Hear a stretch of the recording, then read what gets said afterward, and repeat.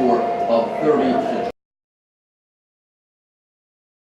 Pleasant good afternoon, everyone, and welcome to the Dallas Sports Network. Sammy Clapper along with Jeremy Markham, Todd Speakman alongside on Cassvillewebtv.com and streaming live video on YouTube as well. And we're glad to have you along this afternoon for a little Saturday high school football. Class 3 quarterfinals today. The Wildcats of Cassville are on the road, and they are at Blair Oaks, just south of Jefferson City, taking on the Falcons. Winners today will move on to the semifinals, which will be a week from today. And in those games, we'll have the winners just a game away from the state championships. That this year will not be played until December 6th and 7th are the state championships in the state of Missouri this year, as everything's been pushed back a little bit later, as normally we look at the state championship come sometime around Thanksgiving, but not this year. It'll be December before those state champions are crowned in high school football throughout the state. We're here in the quarterfinals today. Only 8 teams left playing in Class 3. In fact, only 8 teams left playing in many of the classes. Now, there were a few games played last night and more games today. Now, in Class 6, they're already down to their semifinals. Ladies and gentlemen, schools in Class 6. Semifinals today.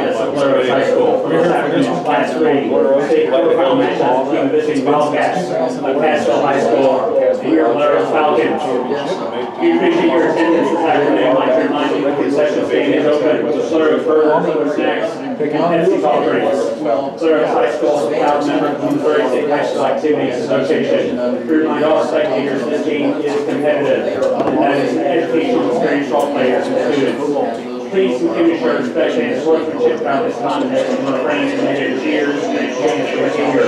We welcome our guests from Cassville and all players. Good luck in today's game. Let's meet tonight's league officials. Whether it's balls and strikes, fouls and flags, your referees and game officials are a vital part of high school athletics. You certainly know that no referee would ever miss a call intentionally. Keep this in mind to attend sporting events. Respected officials and authority figures is a valuable lesson we can teach our students. This message is brought to you by your president, Blair High School, and Missouri State High School Activities Association. The officials for today's game: Josh Farley, Jim Hosley, Kevin Frazier, Matt Ford, and Gavin Curry. Athletic training services for this afternoon's game provided by Catholic Medical Center of Sports Medicine. And Lutheran St. Charles and Trinity Catholic is number 4 in the state. And then on the other side of the bracket, we've got number 2 ranked Odessa going up against number 9 ranked Savannah. And then the other semifinal will have number 5 Kennett going up against Roosevelt. That's the upset St. Clair in their district playoffs. So a good representation of the top 10 teams going into district play. 6 of them make it out, 3 district championships, and they're really today in the quarterfinals. These other games also some of the other games have already moved into the second quarter, so we do have some teams already. Yeah, Trinity's already got a 6-0 lead over Lutheran St. Charles. This game played over that game next Saturday in the semifinals. Kennett and Roosevelt are tied Seymour in the first quarter, and Savannah is a 13-7 lead over Odessa. In the top 10. They were 2. Yeah, so getting upset at home right now, but a lot of game left to go. In Big 8, another Big 8 school, Lamar down right now in the second quarter to Ava, 12-8. So we'll see how that one turns out as well. That's in the Class 2 quarterfinals being played up in Lamar today. Well, looking at these two teams here this afternoon, Cassville comes in with a record of 10-2. Blair Oaks is 12-0. Both teams have nice offenses. They put a lot of points on the board. Cassville averaging 33 to 35 points a game. Blair Oaks is averaging around 45 points a game. Cassville's defense only giving up 11 points. Blair Oaks defense only giving up 7 points a game. They've got a very stingy defense. Yeah, both squads stingy on the defensive side, and I don't think the Wildcats will want this game to get will want either side, unless it's them. They don't want to get this game into the 40s. They want to keep a low-scoring game here, control this football today. We talked about this is the first time for Cassville getting out of the district since 2011. It's been very customary for Blair Oaks to win their district title, as they have won 16 of the last 19 district games they have played in and moved on into the playoffs. Now, in the last few years, they have been in Class 3. They were in Class 3 in 2015, 2016, 2017. Made it to at least the quarterfinals all 3 of those years, made it to the semifinals twice. Last year, they dropped back down to Class 2, won the Class 2 state championship. This year, enrollment numbers up again. They're back up into Class 3. And they're steady growing. We spoke with the superintendent when we got here today. The school's growing. Matter of fact, he was kind of talking to us a little bit about where they're going to be building their new high school coming up. So numbers are improving. They'll probably stay in Class 3 for a while. For Cassville, after the back-to-back state championships in 08 and 09, then they made it to the semis in 2010, lost in the quarters in 2011, had a really good team in 2012, got beat in the district championship, and then they had a run where they were getting beat in the district semifinals, but despite having some good teams, they were coming up short, not being able to get out of district. But then they got things going again. 2016, they were 8-3, 7-4, and 17, and then last year 11-1. And now this year, 10-2, they get out of the districts, and here they are back in the quarters. Yeah, tough district to get out of down there, and Wildcats faced a little adversity last week, got down early. Were able to fight back and come away with a big win over the Indians and earn a shot here to travel up to Blair Oaks.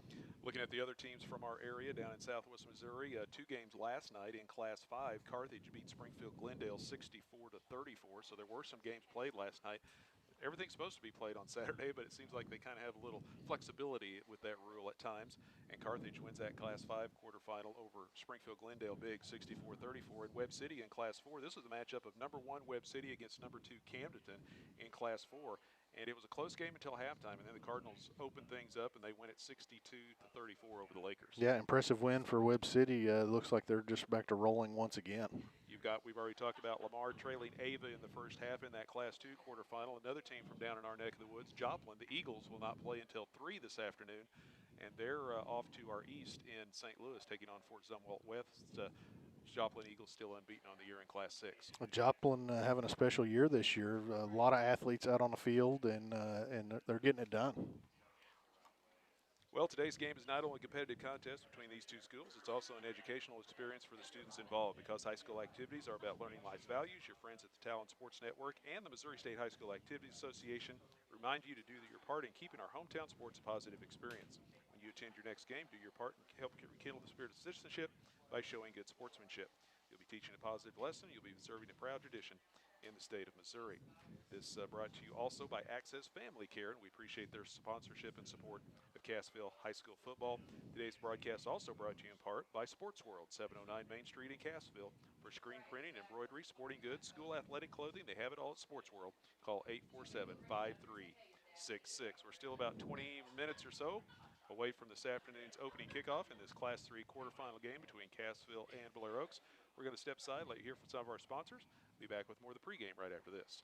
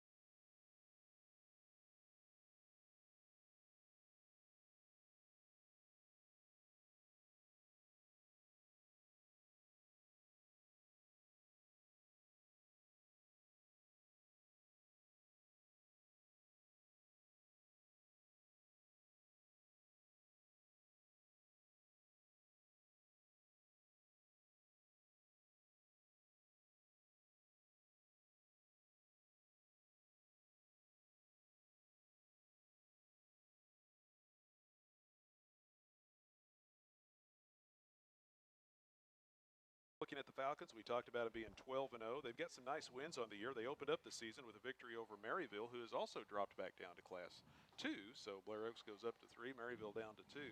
They beat Maryville 23-14. In the district, they got wins over Boonville, who knocked out Oak Grove, and then Boonville fell to Odessa, and Odessa's still playing, as we talked about earlier today, in Class 3. They've got wins over Boonville as well. They had a nice win over Hallsville, who is still playing in the postseason. They've got a nice win over Southern Boone. And here lately, they had a nice run through their district, beating a couple of pretty decent football teams, Salem and Buffalo, along the way. And they've got 4 shutouts here in the last 6 weeks as well. So the defense has been playing well for Blair Oaks, and they're hoping that continues today. Well, they fly around to the football, aggressive. They gang tackle. They play the way you want to play defense. They pursue the ball. Wildcats are going to have their hands full today. They've got to execute offensively because this defense is going to be there to make plays. Cassville on the other side, they're 10-2. They lost during the regular season to Lamar and Seneca, and then they avenged one of those losses, beating Seneca in the district championship to win their way here today. And Lamar is still playing today in Class 2, so that shows you the caliber of those programs and the season that Cassville has had, picking up 10 wins up to this point. Yeah, certainly. Very physical brand of football that Cassville has run through, and they're going to have to bring some of that up here today and take care of that line of scrimmage, establish it, and got to be able to run the football today. Yeah, because we look at Cassville's season, 2 wins over Monette, a win over Seneca. The Big 8 West had some teams that were fighting through some things this year, but also had some very much improved teams. And then they got a nice win over Reed Spring, one of the better teams out of the Big 8 East. So Cassville has some really great building blocks to get them through the regular season, and now they're taking that next step here today in the Final 8, hoping to make it on to the Final 4 next Saturday. Well, and they call you can call it battle tested. I think the Wildcats are certainly battle tested in the last 4 games. When you talk about Lamar, then you got Aurora, but then you got Monette, then Seneca, and now you're up here. So the Wildcats have been through some battles in the last 4 weeks, and I think they're ready to go today. One thing that is good news for the fans that are in attendance today, and there's a great group of Cassville fans that made their way up north, a lot of black and gold over there filling up the visiting bleachers, is the sun is finally starting to make an appearance. It's peeking in and out from behind the clouds, and they're talking about by the time this game gets to halftime, we should be seeing a lot of sunshine. I don't know, everyone's hoping that is the case, and but still, for this late in the season, it was snowing this morning. Right. It was not only snowing down in Cassville, it was snowing here this morning too. And now we've got nice, pleasant conditions. It's going to be in the low 40s, which is a little chilly, but that's perfect football weather. Be great football weather. A little bit of a breeze going on, but if that sun will come out and stay, that'll certainly help things. Well, the marching band for the Falcons is here firing up their home crowd, and they're getting ready to play the national anthem. We're going to go ahead and take a break here. Today's national anthem brought to you by Berry County Ready Mix. For all of your stone or aggregate needs, stop by Berry County Ready Mix at any of their convenient locations. They're in Shellmob, Cassville, or Eagle Rock. You can reach their Cassville office at 847-3200. That's 847-3200 for a free estimate today. We'll be back with more of the pregame right after this.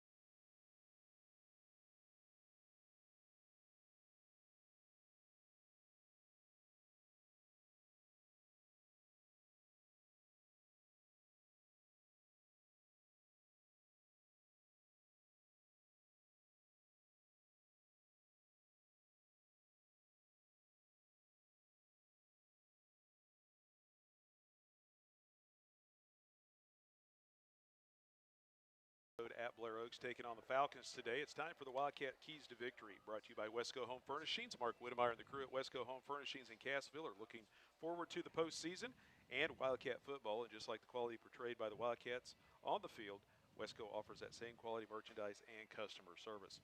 Well, it's been a while since we've seen a team that spreads the field and throws the ball like Blair Oaks. Mount Vernon is one of those similar type teams out of the Big 8 Conference. Now, a lot of teams like to spread the field, but maybe not throw it quite as much. But the Falcons do like to put the ball in the air. And the linebacking core, the secondary, and the guys up front will have to be getting pressure through the line of scrimmage. So there's a lot of pressure on that defense today for the Wildcats. Hey, if the Wildcats can continue to get pressure with their defensive line, that's going to help those linebackers out tremendously. Also, the Wildcats have had great coverage in the secondary up to this point, so they're going to have to be ready to go here, and they're going to have to tackle Sammy. When they get to the ball carrier, got to tackle. I got to avoid that big play, those second effort plays, and just make the play when they get there. We're going to take a quick break here while they have a pause here in the pregame ceremonies, and then be back to wrap up the Keys to Victory and continue on with the pregame.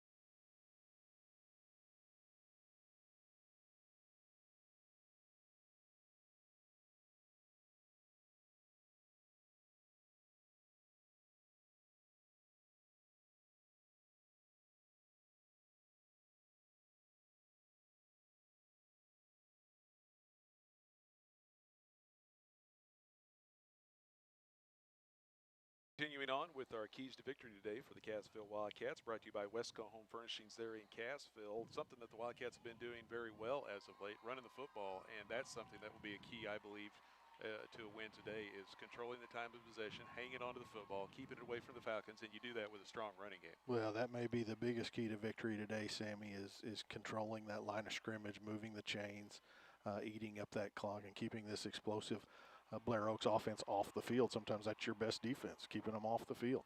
Wildcats are able to control the clock, hang on to that football.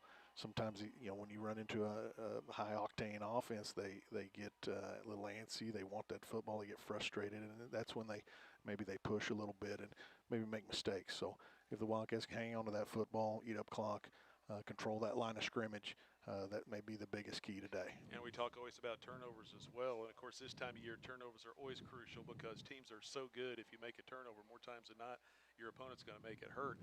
But that's just kind of a given now at this time of year. Now, earlier this morning, if the weather would have continued to be like it was this morning, turnovers might have come into it a little bit more because it was going to be wet, it was going to be cold, it was going to be windy, but the weather's turning out to be really nice.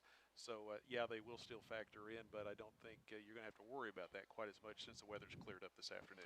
No, but that's always a concern, and ball security is huge, especially in games like this. When you get to this point in the season, you sure don't want to put the ball on the ground, and you got to take care of that football. Again, the Wildcat Keys to Victory brought to you by Mark and the gang at Wesco Home Furnishings in Cassville. They invite you to stop by and view their selection of furniture, mattresses, and appliances at 109 West State Street in Cassville. You can also find them online at wescohome.com. Wildcat starting lineup brought to you by Fast Trip, 104 South Main in Cassville. Great prices and friendly service is what you'll find at Fast Trip. Stop by today, locally owned by Mike and Anita Carr. Looking at the defense for the Wildcats. Honorable mention all conference, defensive tackle Jacob Hall, and they will be going with a three-man front today. Jaden Rybert, one defensive end, a 6'2", 230 junior. By the way, Hall, a 5'8", 250 senior. And at the other defensive end, first-team All-Big 8, Andrew Pryor, 6'2", 200-pound senior. Four linebackers today for the Wildcats. Carson Jacobson, 5'10", 150 senior. First-team All-Big 8, Zach Kanan, 5'11", 190 junior. Bowen Preddy, 6'1", 180 senior. And honorable mention All-Big 8, Jacob Olberts, 5'10", 170 senior. The corners, Jerome Ewing, 5'9", 150 junior. DJ White, 6'1", 190 senior. Strong safety, first-team All-Big 8, Jericho Ferris, 5'10", 180 junior. And free safety, Cade Hayward, 5'8", 145 senior. On the offensive side for the Wildcats, Devin Bates, second-team All-Conference. At quarterback, 5'9", 145 senior. He has ran for over 360 yards and 7 touchdowns. He's thrown for over 1,400 yards and 19 touchdowns on the year. Out of the backfield, it'll be Zach Kanan, second-team All-Conference, 5'11", 190 junior. Kanan has ran for 700 yards and 8 touchdowns. He'll be joined by Bowen Preddy, first-team All-Big 8, 6'1", 180 senior. Preddy has 780 yards rushing and 12 touchdowns. He's also caught 7 touchdown passes, including 2 last week. Tight end will be Killian Barbie, 6'2", 190 junior. The receivers, DJ White, first-team All-Conference, 6'1", 190 senior, 764 receiving yards and 10 touchdowns. And it will be the other receiver, Brett Cooper, a 5'8", 155 junior. The offensive line, right tackle, Hunter Chastain, second-team All-Conference, 6'1", 225 junior. Second-team All-Conference right guard, Jaden Rybert, 6'2", 230 junior. Second-team All-Big 8 center, Troy Higgins, 5'11", 210 senior. Left guard, Nate Boley, 5'10", 210 senior. And left tackle, Wesley Stockton, 6', 290 junior. Again, the Wildcat starting lineup brought to you by Fast Trip. Whether for fuel, grocery items, fountain drinks, snacks, they have it all at the very best prices. Fast Trip, 104 South Main in Cassville, locally owned by Mike and Anita Carr. Well, the Wildcats, Sammy, won the toss, so they're going to defer to the second half. So Blair Oaks will get the ball first, and the Wildcats will get their defense on the field. A lot of buzz, a lot of excitement here today, and get this opening kickoff out of the way. Those butterflies tend to go away, and you can get right down to football. Cassville in their road white jerseys with gray pants, black and gold stripe down the side, the black helmets with the Wildcat logo on the side as well. Blair Oaks, all green, pants, jerseys, and helmets with the white numbers on the front and back and the white falcon on the side of their helmet. For folks that are familiar with the NFL Atlanta Falcons, it's the same logo that they use, and that is the logo of the Blair Oaks Falcons. Today's first quarter is brought to you by Michael's Hardware, 186 Sale Barn Road in Cassville. For your project questions, call Michael's. Friendly folks, serious hardware. Drake Reese, first-team All-Big 8 kicker, will be kicking the ball off to start this afternoon's game. Cassville going from our left to right as we look on. They'll be going into the sun right now. Blair Oaks with the sun at their back. This field doesn't lay exactly perfectly east to west, but pretty close. And the sun right now starting to pop out from behind the clouds every now and then. And the Falcons will have the wind at their back. A beautiful facility here at Blair Oaks with artificial surface, playing field, and 8-lane track encircling the football field. And a lot of bleacher facilities as well. And as Jeremy had said earlier, they're going to expand their high school coming next year, as they are a growing school district, and they're going to build a new high school just across the roadway. So Drake Reese awaits the opening whistle. He gets it, he approaches, and we are underway. Class 3 quarterfinal football here on the Talon Network. The kickoff brings the return man back into the end zone, and that was Sam Lubering. And it will be a touchback, and the Falcons will have their first possession of the afternoon, and they'll start at their own 20. Reese is a weapon, and he's going to need to do some of that today, help his defense out as much as he can. Nice high end-over-end kick, about 4 yards into the end zone there. Freshman quarterback for the Falcons, Dylan Hare. He's 5'9", 160. He's the younger brother of Nolan Hare that helped the Falcons win the Class 2 state championship a year ago. They come up with 3 split wide to the left. They bring a man in motion, and they hand the ball off to that man. And that is Marble. And Marble trying to get to the edge, and he finds the corner. He's out across the 30, across the 40, has a blocker. He's across midfield and into Cassville territory. Finally knocked down inside the Wildcat 40-yard line. A big run on an inside handoff to Kobe Marble, and the Falcons are wanting to hurry up and go. Marble coming in motion from right to left, had 3 wide receivers out in front of him blocking downfield, took a big shot from Bowen Preddy at the end of that run, hanging on that football, but First offensive play, big play for the Falcons. Hare looking to throw for the first time. He's got a man open at the 10. The catch is made, and it's into the end zone. Touchdown, Falcons, as Luberine gets the call, and he takes it in for the score. Luberine just ran right down the hash mark. Hare just laid the ball up for him. He ran underneath it, and in 2 plays, the Falcons on the board.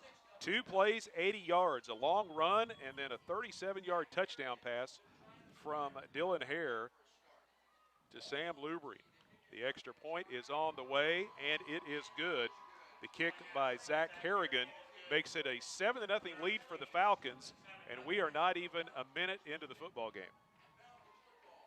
Well, we talk about the big plays in the pregame. They got to be able to avoid big plays, and there's 2 of them right out of the chute.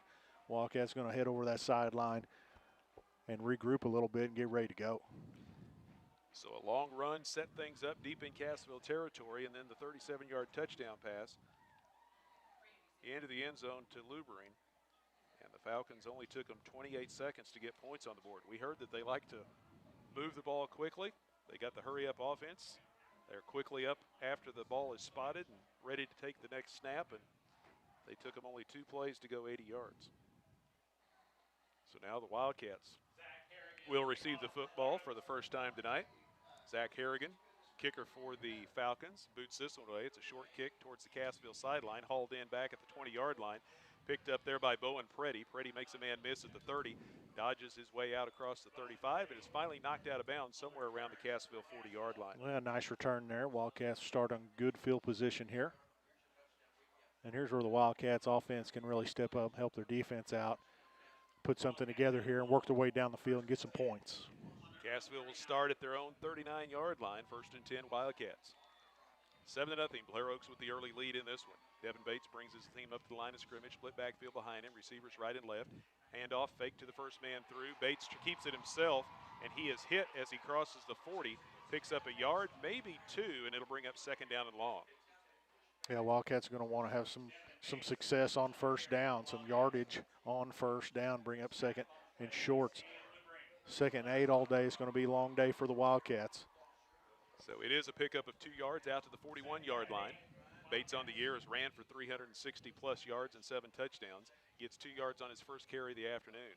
Twin receivers to the left side, split backfield once again. They run the option the opposite direction. Pitch the ball back to Preddy. Gets a nice block from Kanan. He's across the 50 into Falcons territory. Finally dropped down just shy of the Blair Oaks 40-yard line as the Wildcats pick up the first down. The Wildcat first down brought to you by Sears Hometown Store, 99 Highway 37 South in Cassville. Yeah, really nice job in the option game there by Bates, reading that play, faking to the fullback. Nice pitch relationship with Preddy. Preddy takes a football, uses a burst of speed, pick up a big first down and a big play for the Wildcats. It's a gain of 17, 1st and 10 Cassville at the Blair Oaks 42. Preddy on the year has ran for over 780 yards and 12 touchdowns. He picks up 17 on his first carry this afternoon. They go back to single receivers right and left. Now they bring DJ White in motion. He passes through behind Bates. Bates rolling to the left, throws underneath. The catch is made by White at the 38, and he is spun down at the 35-yard line, a pickup of about 7 yards. Yeah, nice catch there. White coming in motion from right to left, got out in the flat. Bates rolling to his left, able to square those shoulders and put it on his hip. White makes the catch, takes the contact. Nice play on first down. So 2nd down and 3 coming up for Cassville. The ball at the Blair Oaks 35-yard line. 7-0, Blair Oaks with the early lead as they struck on their first possession of the afternoon. Cooper and White split out wide to the right side this time. They keep the backfield split, Kanan and Preddy, and they give the ball to Preddy. Preddy gets another nice block from Kanan, makes a cutback at the 30, weaves his way down to the 25-yard line and picks up another Cassville first down. Brought to you by Cassville Sears Hometown Store. Brand name appliances like Kenmore, Samsung, LG, Whirlpool, and many more. Yeah, good blocking on the right side that time of that offensive line. Preddy got in behind, running hard, picking up another first down. Preddy had a great physical game last week, looking to bring more of that to the table today. They spot him down at the 26, so it's a pickup of 9 for Preddy. 2nd first down of the game for Cassville. Bates this time fakes the handoff to Kanan, wants to keep it himself, and he is stacked up at the 25-yard line, picks up only a yard.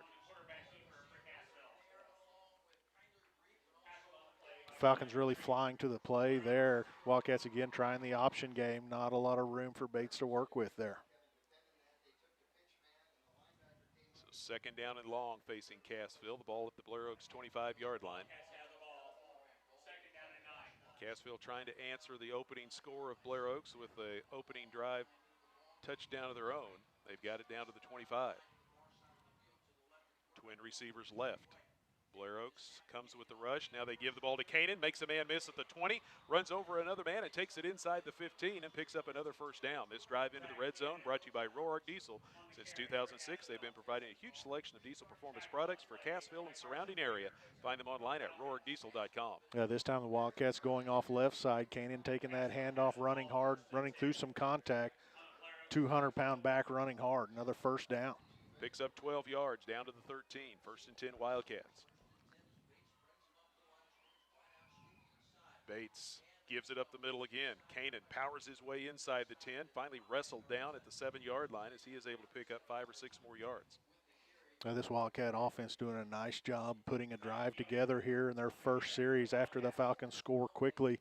Wildcats putting a methodical drive down the field, eating clock, gaining first downs inside the 10 right now. So second down and 5. The ball setting somewhere around the 7-yard line, 7.5-yard line for the Wildcats. This time, twin receivers, Moeller and White, go wide to the right side. They give the ball to Preddy. Big hole over the left tackle. He makes a cutback, takes it inside the 5, and is dropped down around the 3-yard line. Didn't get into the end zone, but it'll be first and goal, Cassville. Yeah, great. Another hard run by Preddy. Took on 2 Falcon defenders right at the end of the play. They were able to keep him out of the end zone, but another first fresh set of downs for the Wildcats right around the 1.5, maybe 2-yard line. First down brought to you by Cassville Sears Hometown Store. They offer a personalized shopping experience tailored to their community. 99 Highway 37 South in Cassville. First and goal from inside the 3 for Cassville. Wildcats with Bates under center. Gives the ball to Canaan. Canaan diving off right tackle. He's into the end zone. Touchdown, Wildcats. Exactly what the Wildcats needed to do right there, Sammy. Put a drive together, answer the score, drive the ball down the field. Great job. Great job up front. Offensive line taking control of that drive. Those backs running hard, ultimately ending in a touchdown for the Cats. So Cassville has pulled it within a point. Now the all-conference kicker.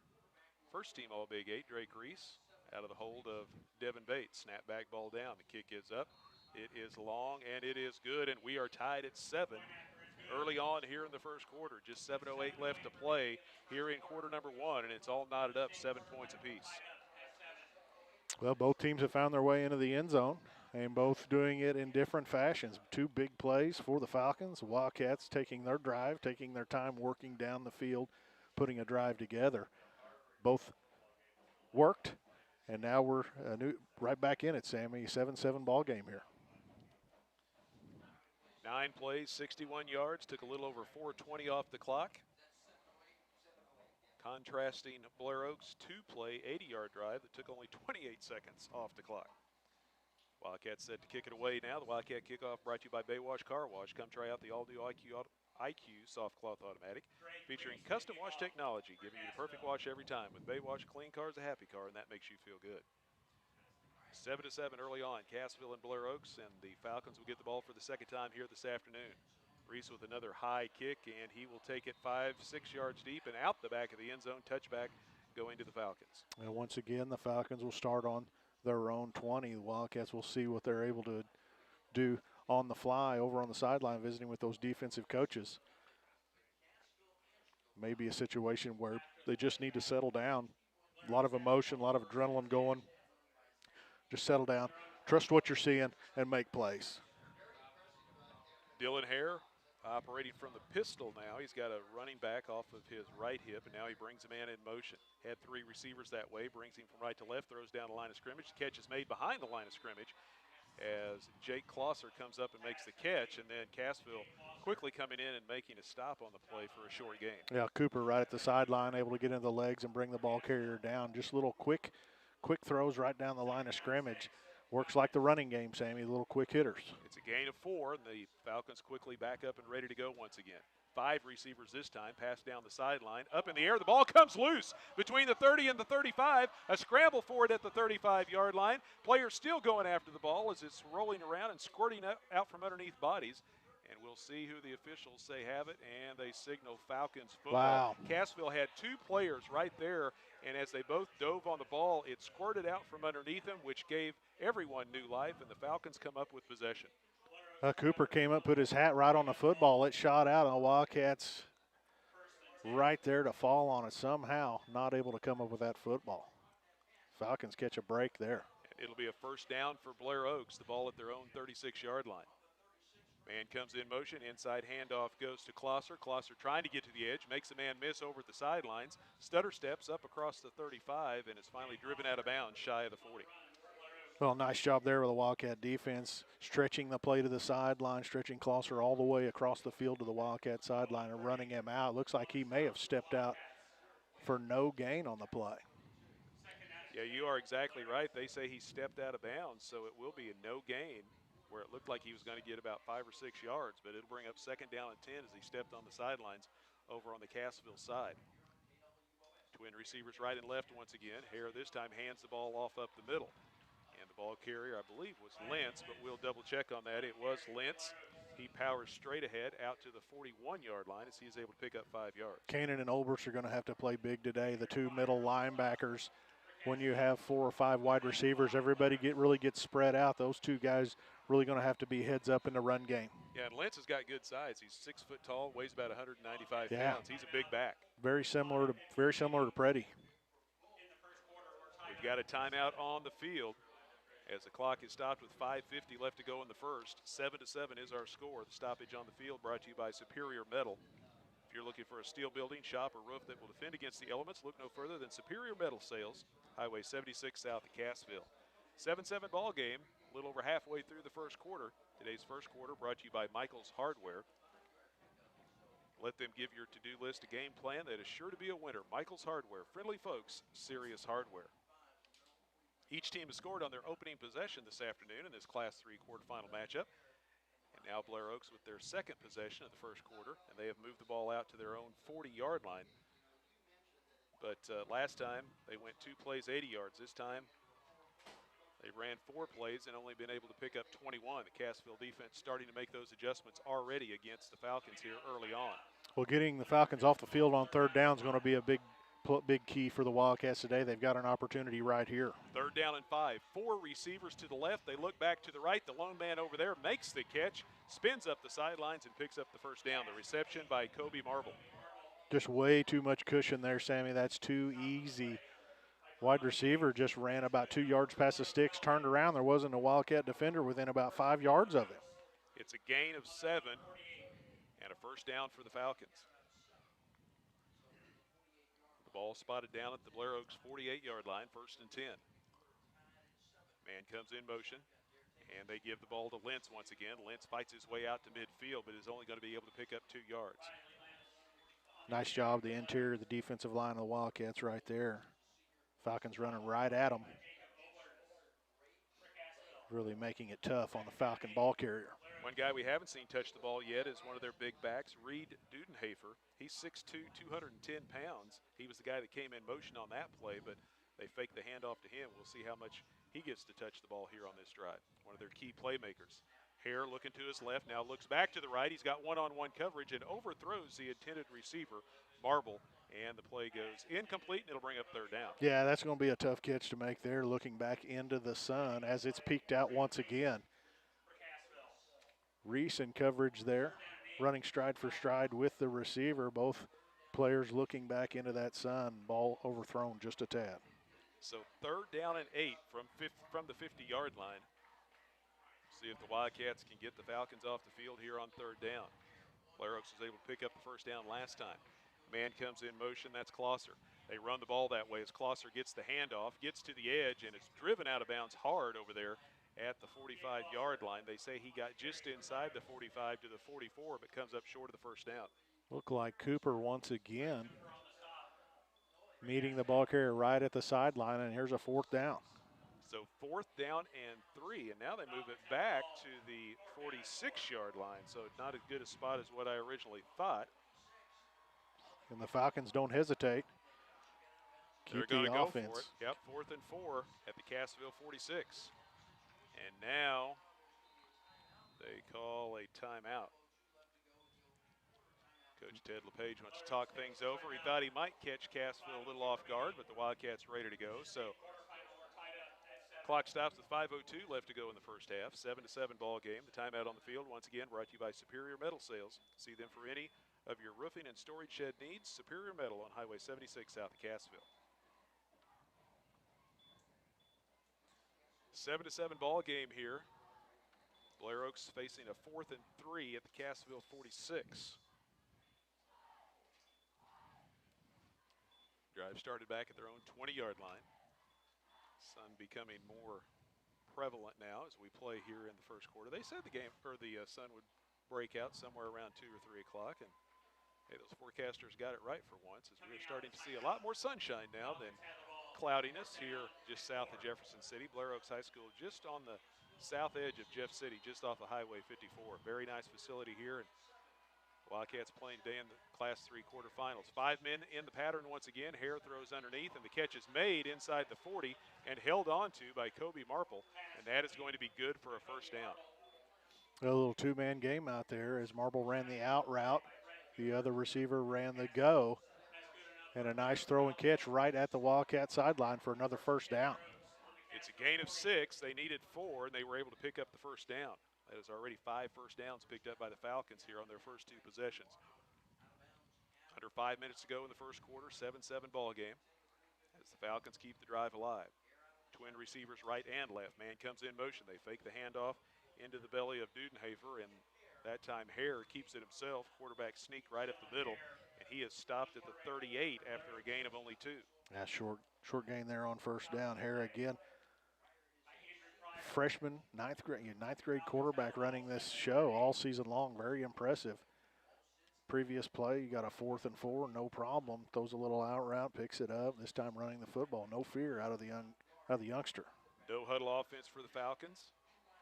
Twin receivers in a slot to the left, twin receivers to the right. Now Dudenhafer gets his first touch of the night, and he is wrapped up and dropped for a loss as the big back for the Falcons gets his first touch, and Cassville's defense is all over him, and they'll drop him back at the 45-yard line for a loss of 7. Yeah, nice read on the play. Kanan from his linebacker position able to fly through that line of scrimmage, grab the big back and bring him down. Big play.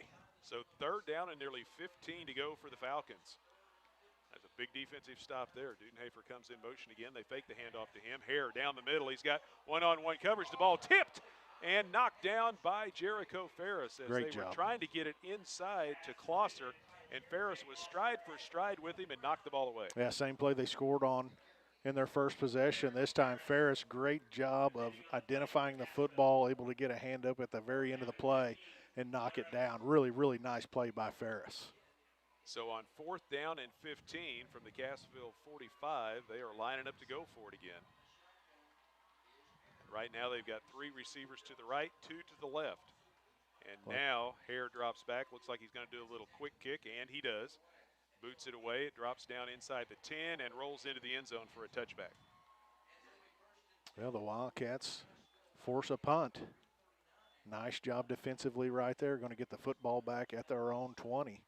Wildcats finally able to get Blair Oaks off the field. They converted a couple of 4th downs. This time after a big play by Kanan in the backfield. And another big play by Ferris in the secondary. Wildcats get the football back.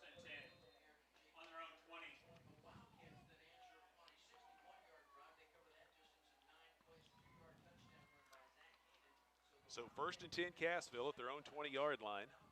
And they will give the ball to Preddy. Big hole around the left end. He comes out across the 30, breaks a tackle. He's across the 35, and finally driven out of bounds. A huge hole for Bowen Preddy to run through, and he picks up a Wildcat 1st and 10. Nice job and a great block on the edge. Looked like Cooper out there got the block on the corner. Preddy able to break off of that and get up that Falcon sideline. Nice job there on 1st down. It's a gain of 21 for Preddy. He's already got 52 yards on his first 4 carries of the night. Wildcat 1st down brought to you by Sears Hometown Store. Samsung, LG, Whirlpool, and GE. You'll find them all at Sears Hometown Store in Cassville, 99 Highway 37 South. 1st and 10 at the Cassville 41. Bates this time hands the ball right up the middle. Kane in the ball carrier, driving with those legs, powers across the 45 out to the 47-yard line. Zach Kanan showing the strength right there as he picks up 5 or 6 yards. Yeah, double duty, middle linebacker, also fullback. Kanan, big physical back, running hard there. Canaan unofficially 27 yards on 4 carries early on. We're down to 3 minutes left to play here in the first quarter. 7-7 ball game. Blair Oaks staying with the 3-man front. Cassville facing 2nd down and 4 at their own 47. They keep the backfield split behind Devin Bates. Bates gives the ball to Canaan again. Has the first down as he takes it across 50-yard line into Falcons territory. Fights his way down to the 48-yard line. Now this is the game the Wildcats want to play here. Working hard up front. Offensive line getting a great push, clearing some lanes for these backs to run through between Canaan and Preddy. Both backs running hard. First down brought to you by Sears Hometown Store. For all of your home appliance and mattress needs, as well as a great selection of lawn and garden products. You'll find them at 99 Highway 37 South in Cassville. First and 10 Wildcats at the Blair Oaks 48-yard line. A couple of receivers go wide to the right for Cassville. That's Cooper and DJ White. They give it up to Canaan again. Canaan fights his way through the middle, takes it inside the 45, down to about the 43-yard line. Another hard run by Zach Canaan, and he fights through, and they are going to put it down at the 43 for a pickup of nearly 5 yards. Couple Falcon defenders bring him down. Hard to bring Canaan down one-on-one. He gets behind those pads. Looks like Canaan's going to get a breather here. Ferris coming in to the ball game. Brings up 2nd down and a long 6 for Cassville. Blair Oaks goes with a 4-man front this time. They give the ball to Preddy, bounces off one of his own, or excuse me, that is Ferris, Jericho Ferris, the ball carrier. Preddy was leading the way. Ferris run into the back of Preddy, but then was able to pick up a yard or so, but it's going to bring up a 3rd down for the Wildcats. The way the linebacking core, the Falcons moves around, Sammy, going to be hard to bounce the ball to the outside. Wildcats have had success running right at this defense. Big 3rd down here. Line of scrimmage, the Falcons' 42-yard line. 3rd down and 5 to go. Muller and White split out wide to the left. And Bates is going to run the option. Pitches back to Preddy. Gets a kick-out block. He turns the corner. He fights inside the 35-yard line and picks up the 1st down. Yeah, really nice job there in the option game. You had DJ White in the slot. Blocking out front is really nice job by Bates right there, reading that and pitching at the last second to Preddy. Preddy again taking the football, heading downhill, taking on some contact and picking up that 1st down. It's a gain of 8 yards, 1st and 10 Cassville. The Wildcat 1st down once again brought to you by Sears Hometown Store, your local destination for all your home appliance and mattress needs and a great selection of lawn and garden products. Cassville moving the football in Falcons territory inside the 35. Bates this time hands the ball off to Preddy. Preddy gets a nice turn around the corner and is dropped quickly before he can get to the 30. It looked like he was going to spring that one to the outside, and then he made a quick cutback move, and Blair Oaks was able to get in there and shut it down. Right linebacker Lubering was right there waiting on him. He tried to run through him. Lubering, pretty identical body size out there. Kind of a vicious collision there for the game. So it'll bring up 2nd down and nearly 8 to go for Cassville, and that will probably be the final play of the first quarter. It will. The first quarter expires here at Blair Oaks, all tied up 7-7. As we head to the 2nd quarter, we'll take a break. You're listening to Class 3 quarterfinal football here on the Talent Network.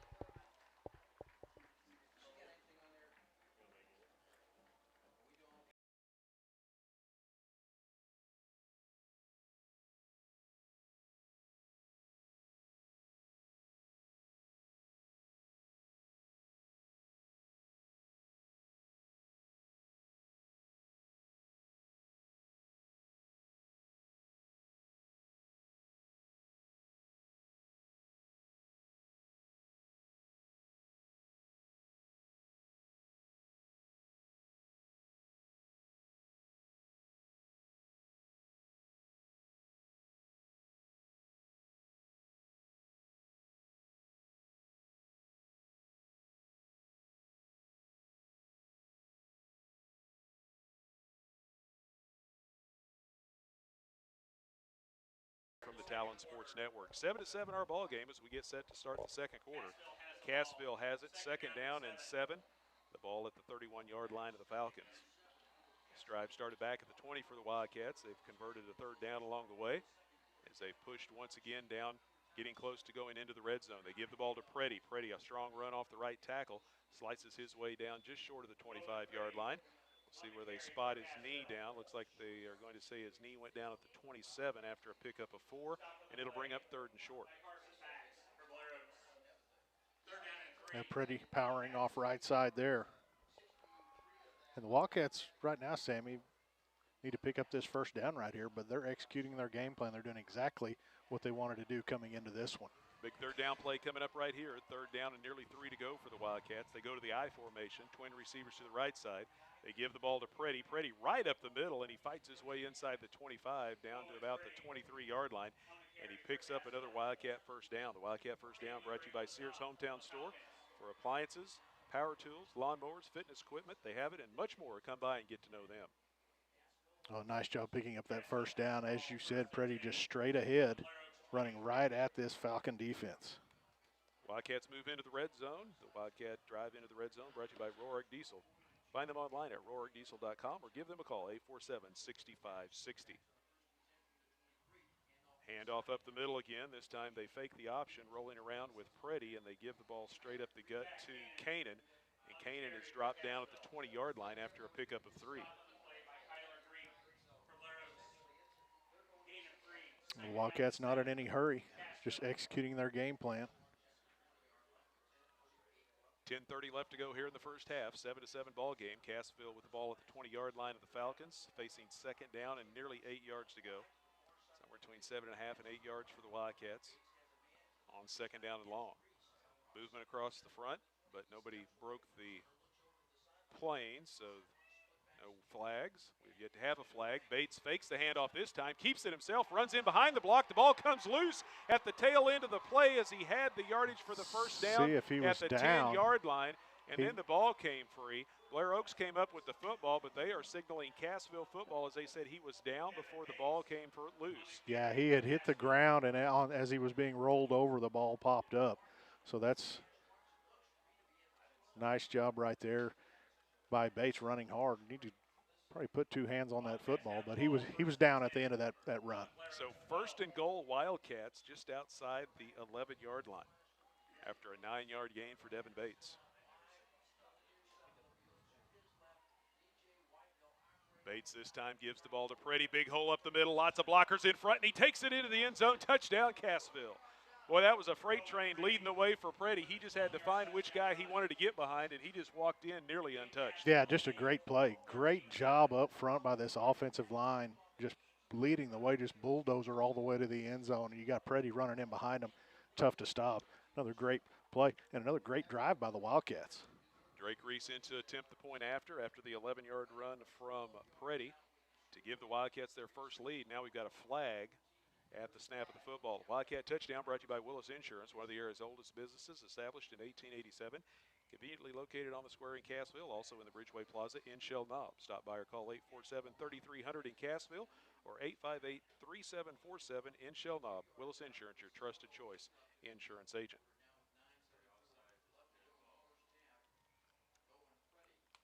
So we will see what the flag is all about. That's our first flag of the afternoon, coming with 9:34 left to go in the first half. It was an offsides call. Going to move it half the distance, and Wildcats will re-kick here.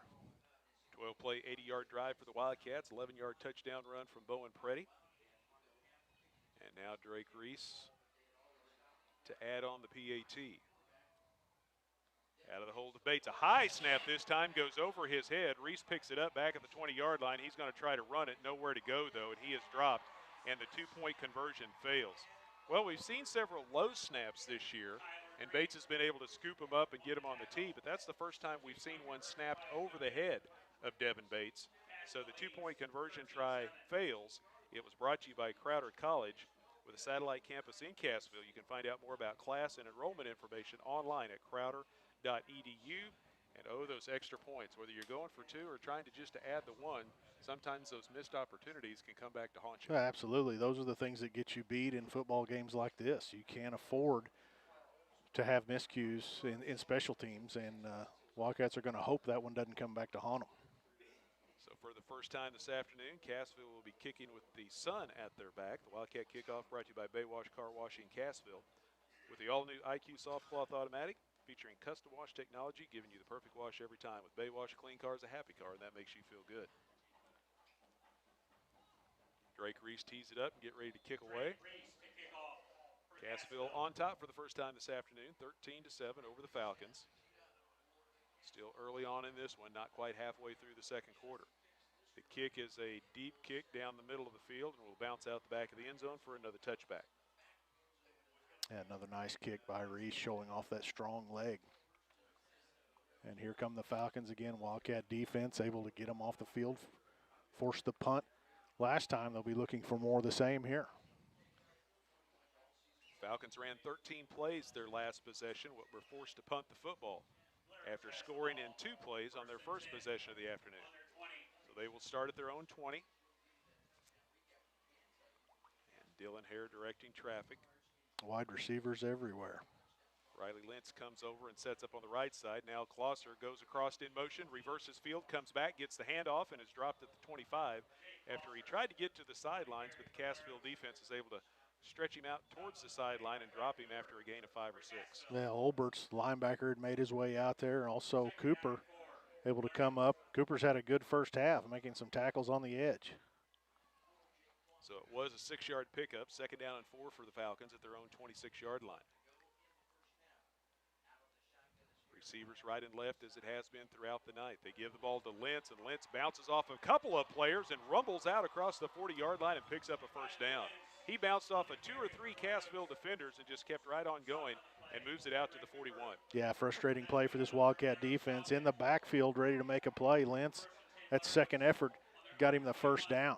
It's a gain of 15, 1st and 10 Falcons just inside their own 41-yard line. Cassville with an early 13-7 lead. And now the Falcons starting to move the ball again. Klosser comes in motion. They fake the handoff to him. Hare going to run to the short side of the field, and he is wrapped up and dropped on the play. A good job by Jacob Olberts to drop Hare for no gain on the play. Well, I tell you, Pryor, the defensive end, while engaged with the big right tackle, was able to get an arm around the quarterback to slow him down. Olberts came to finish him off, but Pryor able to get an arm around the midsection of the quarterback before he could get going. Nice play there. We talked about in the pregame about how Blair Oaks has some similarities to with the spread offense that Mount Vernon runs, but one thing that Cassville doesn't see is this no-huddle offense. Blair Oaks does not go into the huddle. They just line up and get ready to go. That time they try to throw underneath, and Brett Cooper comes flying in out of nowhere and bats the ball away from Kobe Marple. Yeah, Cooper's playing with a lot of confidence right now. Really nice job. Eyes in the backfield. Saw the football, broke on it, dove, knocked it away at the last second. Big play there. So 3rd down and 10 facing the Falcons at their own 41-yard line. Trip receivers to the left side this time for the Falcons. They look back to the short side, a little up and go. Marple has the defender fall down, but the ball is thrown out of play. It was an uncatchable pass, and it'll bring up 4th down. Yeah, I tried the double move there right down the Falcon sideline. Ball thrown a little too far, but Cooper again in coverage. And another really nice job of this Wildcat defense. So Reed Dudenhafer comes in to punt it away, facing 4th and 10. DJ White drops back along with Cooper and Harris. Kick down the right hash, bounces inside the 30, takes a Falcon roll inside the 25, still rolling towards the opposite end zone, inside the 20, all the way down to the 18. Well, Wildcat offense will make their way back on the field. Wildcat defense again winning the matchup, forcing the punt. The offense has put together 2 really nice drives in this football game, looking to do more of the same. Ends up being a 41-yard kick, no return. Cassville takes over at their own 18-yard line. Wildcats with a 13-7 lead here. 7:44 left to go in the first half. Blair Oaks goes with a 4-man front this time against Cassville, who lines up in the I formation. Bates gives the ball to the second man through, running between the tackles again. Takes it across the 20, and Bowen Prady out to the 23 for a gain of nearly 5 yards. Again, straight ahead. This Wildcat offensive line again getting nice push up front. No need to do anything a lot different if running that football right at them's working, Sammy. Just keep going. Do it till they stop you. 2nd down and nearly 6 to go for Cassville as we move down to 7 minutes left to play here in the first half. Wildcats on top 13-7. Twin receivers left. Lone man goes out to the right. Cassville gives the Falcons a new look, and they run the ball as they hand it off to Kanan. And Kanan fights his way across the 25 out to the 27, picks up 4 yards. Yeah, trying to get that defense spread out a little bit themselves. Kanan off left tackle there. Nice run there on second down, 3rd and short. Kanan unofficially 42 yards on 8 carries. And it'll bring up 3rd down and 1 now for Cassville. They're 2 for 3 on 3rd down conversion tries so far here in the first half. And this is a big one here inside their own 30. Blair Oaks would like to try to flip the field here and get the ball back, but Cassville has only a yard to go to pick up the first down. There was some movement, it looked, but no flags, and right up the middle goes the ball carrier. Good job by the Cassville offensive front, and a good surge for Zach Kanan, who picks up the first down across the 30 out to the 32. Yeah, Kanan running the ball very hard, just straight ahead, right behind the center. Really nice job up front there. This offensive line, again, really doing a good job. Troy Hagens, 210-pound center, leading the way right there for Kanan. So 1st and 10 Wildcats just inside their own 33. We're down to 6 minutes left to go before halftime. Cassville leading 13-7. Cassville continues to pound the ball between the tackles, and the ball carrier Kanan fighting for extra yardage. Second effort gets him a push all the way out close to the 40. And it looks like they're going to spot him down at the 39-yard line for a gain of 6. Yeah, we've seen a couple times at the end of the play as Wildcat runners are down. A lot of hands coming in, ripping at those footballs. You know that's happening all the way to the ground. Wildcats really need to focus. They're doing a good job so far, but really got to keep focusing on that ball security. So 2nd down and a long 3 for Cassville, just inside their own 40-yard line. Cassville splits the backfield, sends a pair of receivers to the left. Kanan gets the call again, breaks through one tackle, fights his way out to the 45. Another strong run by Zach Kanan and another Wildcat first down.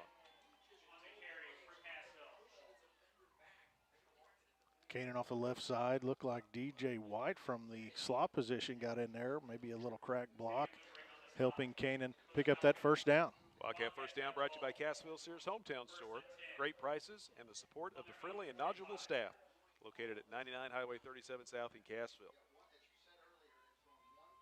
So Kanan approaching 60 yards. Preddy's already over 80 yards here in the first half, as the ground attack has been the main weapon for the Wildcats at this point, and they go with it again. And Bates this time fakes the handoff, trying to break it to the outside, and he is going to be run down from behind and dropped for no gain on the play right at the 45-yard line. Yeah, really just not able to get going there. Bates trying to, a little keeper around the right edge. 3 or 4 green jerseys just followed him right out there, nowhere to go. Closing in on 4 minutes now left to play before halftime. Cassville with a 13-7 lead. Wildcats facing 2nd down and 10 at their own 45-yard line. Sun continuing to pop in and out from behind the clouds right now. We're in the shade for the moment as the Wildcats face 2nd and 10. And Cassville hands the ball to Preddy this time. Big hole over left side, and he drives his way across the 50 into Falcons territory down to the 48-yard line. As a nice gain will bring up a 3rd down and short. Yeah, just behind that left guard, Preddy lowered the shoulder, strong run, making it a 3rd manageable here. One thing we have seen, despite Cassville continuing to pound the ball between the tackles, Blair Oaks has continued to stay with that 3-man front. We'll see if they change that up any in the second half. 3rd down and about 2.5 yards to go for Cassville. They need to get to the Blair Oaks 45-yard line to pick up the first down. Right now it's at the 48.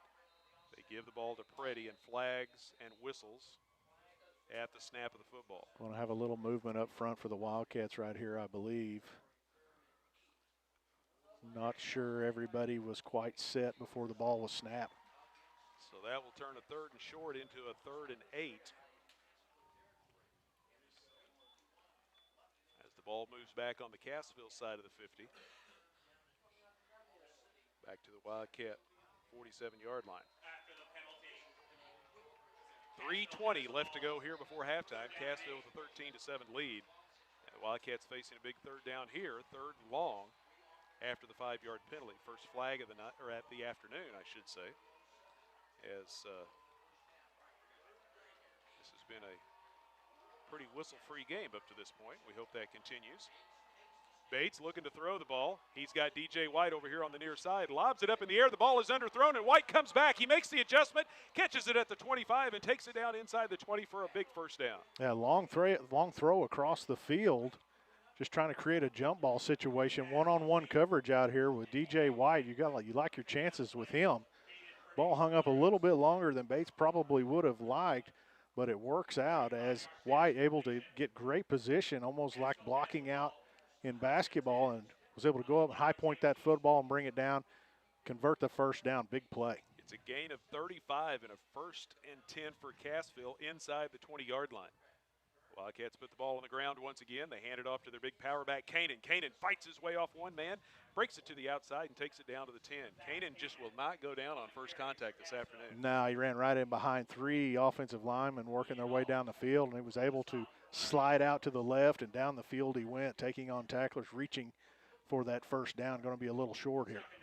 This drive into the red zone brought to you by Roark Diesel. Since 2006, they've been providing a huge selection of diesel performance products to Cassville and surrounding area. Call Roark Diesel at 847-6560 or find them online at roarkdiesel.com. Second down and short for Cassville. The ball at the 10-yard line. I formation now behind Devin Bates. They give the ball to Preddy. Preddy starts right, cuts back left, and runs into a wall of green jerseys. We'll see where they give him forward progress to.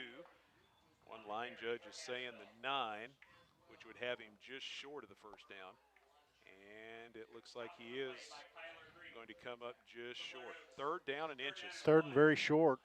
Clock continued to run down right about a minute and a half until halftime here. Wildcats plenty of time from the 9.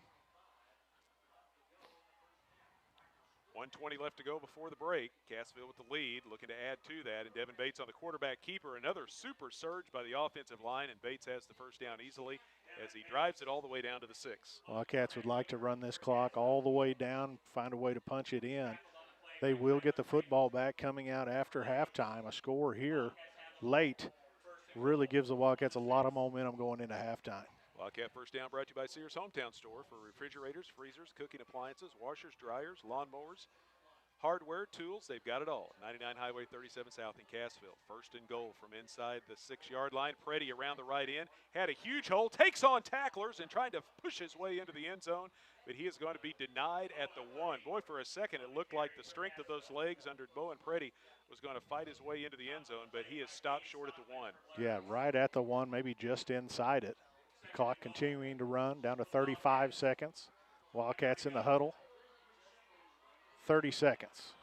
So here we go, 2nd and goal from the 1. Bates fakes the handoff and then drives in behind Kanan and into the end zone. Touchdown, Cassville.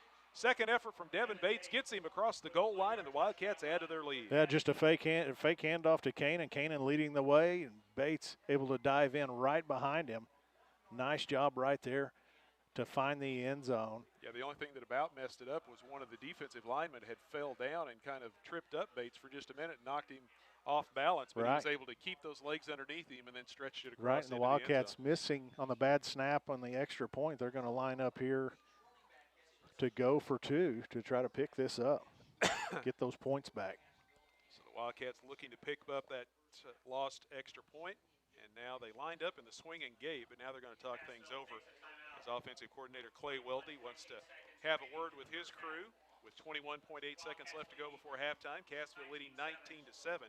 Wildcat touchdown brought to you by Willis Insurance for auto, home, health, life, and commercial insurance. See the folks at Willis Insurance on the square in Cassville and in Shell Knob in the Bridgeway Plaza. Stop by and get a quote today. Wildcats 19-7 here, going for 2, trying to get that botched extra point snap. They'll get those points back. And we'll see if they decide to go for 2 again or if they just go ahead and kick it. It looks like they are bringing the tee out. They're going to go ahead and try to kick this one. 14-play, 82-yard drive, capped off by the 1-yard touchdown run from Devin Bates. Puts the Wildcats out front 19-7. 19 unanswered points after Blair Oak scored on their first possession of the afternoon. Now Reese to attempt the point after. The snap's a good one this time. Down on the tee, the kick is up, and it is good. Wildcat extra point brought to you by Crowder College. Main campus in Neosho, satellite campus in Cassville. You can find out more about class and enrollment information online at crowder.edu. 20-7, Cassville with the lead. 20 seconds left to go, a little over 20 seconds before halftime. And we've seen this Falcon offense score really quickly. 21 seconds is enough time for them to work their way into the end zone. So It took them only 28 seconds to exactly, score their first exactly. touchdown of the afternoon. With the way their ability to throw the football, they can get downfield in a hurry. So this half isn't quite over just yet. Wildcats still need to stay hooked up here. Wildcat kickoff brought to you by Baywash Car Wash with the all-new IQ Soft Cloth Automatic. Clean car's a happy car, and that makes you feel good at Baywash. So Drake Reese tees it up at the 40-yard line. Cassville with a 20-7 lead here. 21.8 seconds left before the break. He's put it into the end zone every time up to this point. We'll see what happens on this kick. A little bit of a wind at his back. This time he kicks a line drive kick, bouncing down the middle of the field, scooped up back inside the 10-yard line, and out of there comes the ball carrier. And that is a new man for Blair Oaks. Kyler Greep carrying the ball, and he brings it across the 25, and it's stopped just short. Now it looks like they're going to put it down right around the 30-yard line. Well, the squib kick there, line drive kick bouncing, a returnable kick, actually ran a few seconds off the clock here. So 14 seconds, 70 yards to pay dirt for the Falcons here. Three receivers to the right, one to the left, back in the backfield, and they give the ball off to him, and that is Lentz. Lentz bounces to the outside, and is stopped just short of the first down as he is brought down at the 39-yard line. A good tackle at the end of that run. Cooper, I tell you what, Sammy, we've called Cooper's name quite a bit. He's been very, very busy from his corner position, this time coming up in the run game. And when he arrived, the ball carrier, he stopped. I mean, Cooper stopped him right in his tracks and drove him backward. Nice job in the open field. So second down and 1 from the 39. Still 6 seconds left to go before halftime, and Blair Oaks calls for a timeout as they want to design something here and see if they can get some points on the board before the half comes to a close. Timeout on the field brought to you by Superior Metal Sales. If you're looking for a steel building, shop, or roof that will defend against the elements, look no further than Superior Metal Sales, Highway 76 south of Cassville. 20-7, the Wildcats with the lead. Blair Oaks with most likely just one more crack here, barring a penalty. And they are at their own 39.5-yard line, just shy of the 40. So basically 60 yards away. And this is the time where you got to kind of be ready for anything and everything. 5 Wildcats, about 20 yards from the line of scrimmage. And 5 receivers for the Falcons, 4 to the right, 1 to the left. Pressure coming from the edge. Hare steps up in the pocket, lets her fly down the right hash, ball up for grabs, and it's batted down by the Cassville defense, and that will get us to halftime. A nice job there. What a half. Wildcats executing their game plan nearly to perfection. Very efficient with the ball on offense. Defense has done a great job up to this point, only allowing 7 points to an extremely powerful offense in the Falcons. So really great half of football for the Cassville Wildcats. 20-7, Cassville leading the Falcons as we head to the locker room here at halftime. We'll take a break and be back with the Shoemaker Tire Halftime Show. You're listening to Class 3 quarterfinal football here on the Talon Sports Network.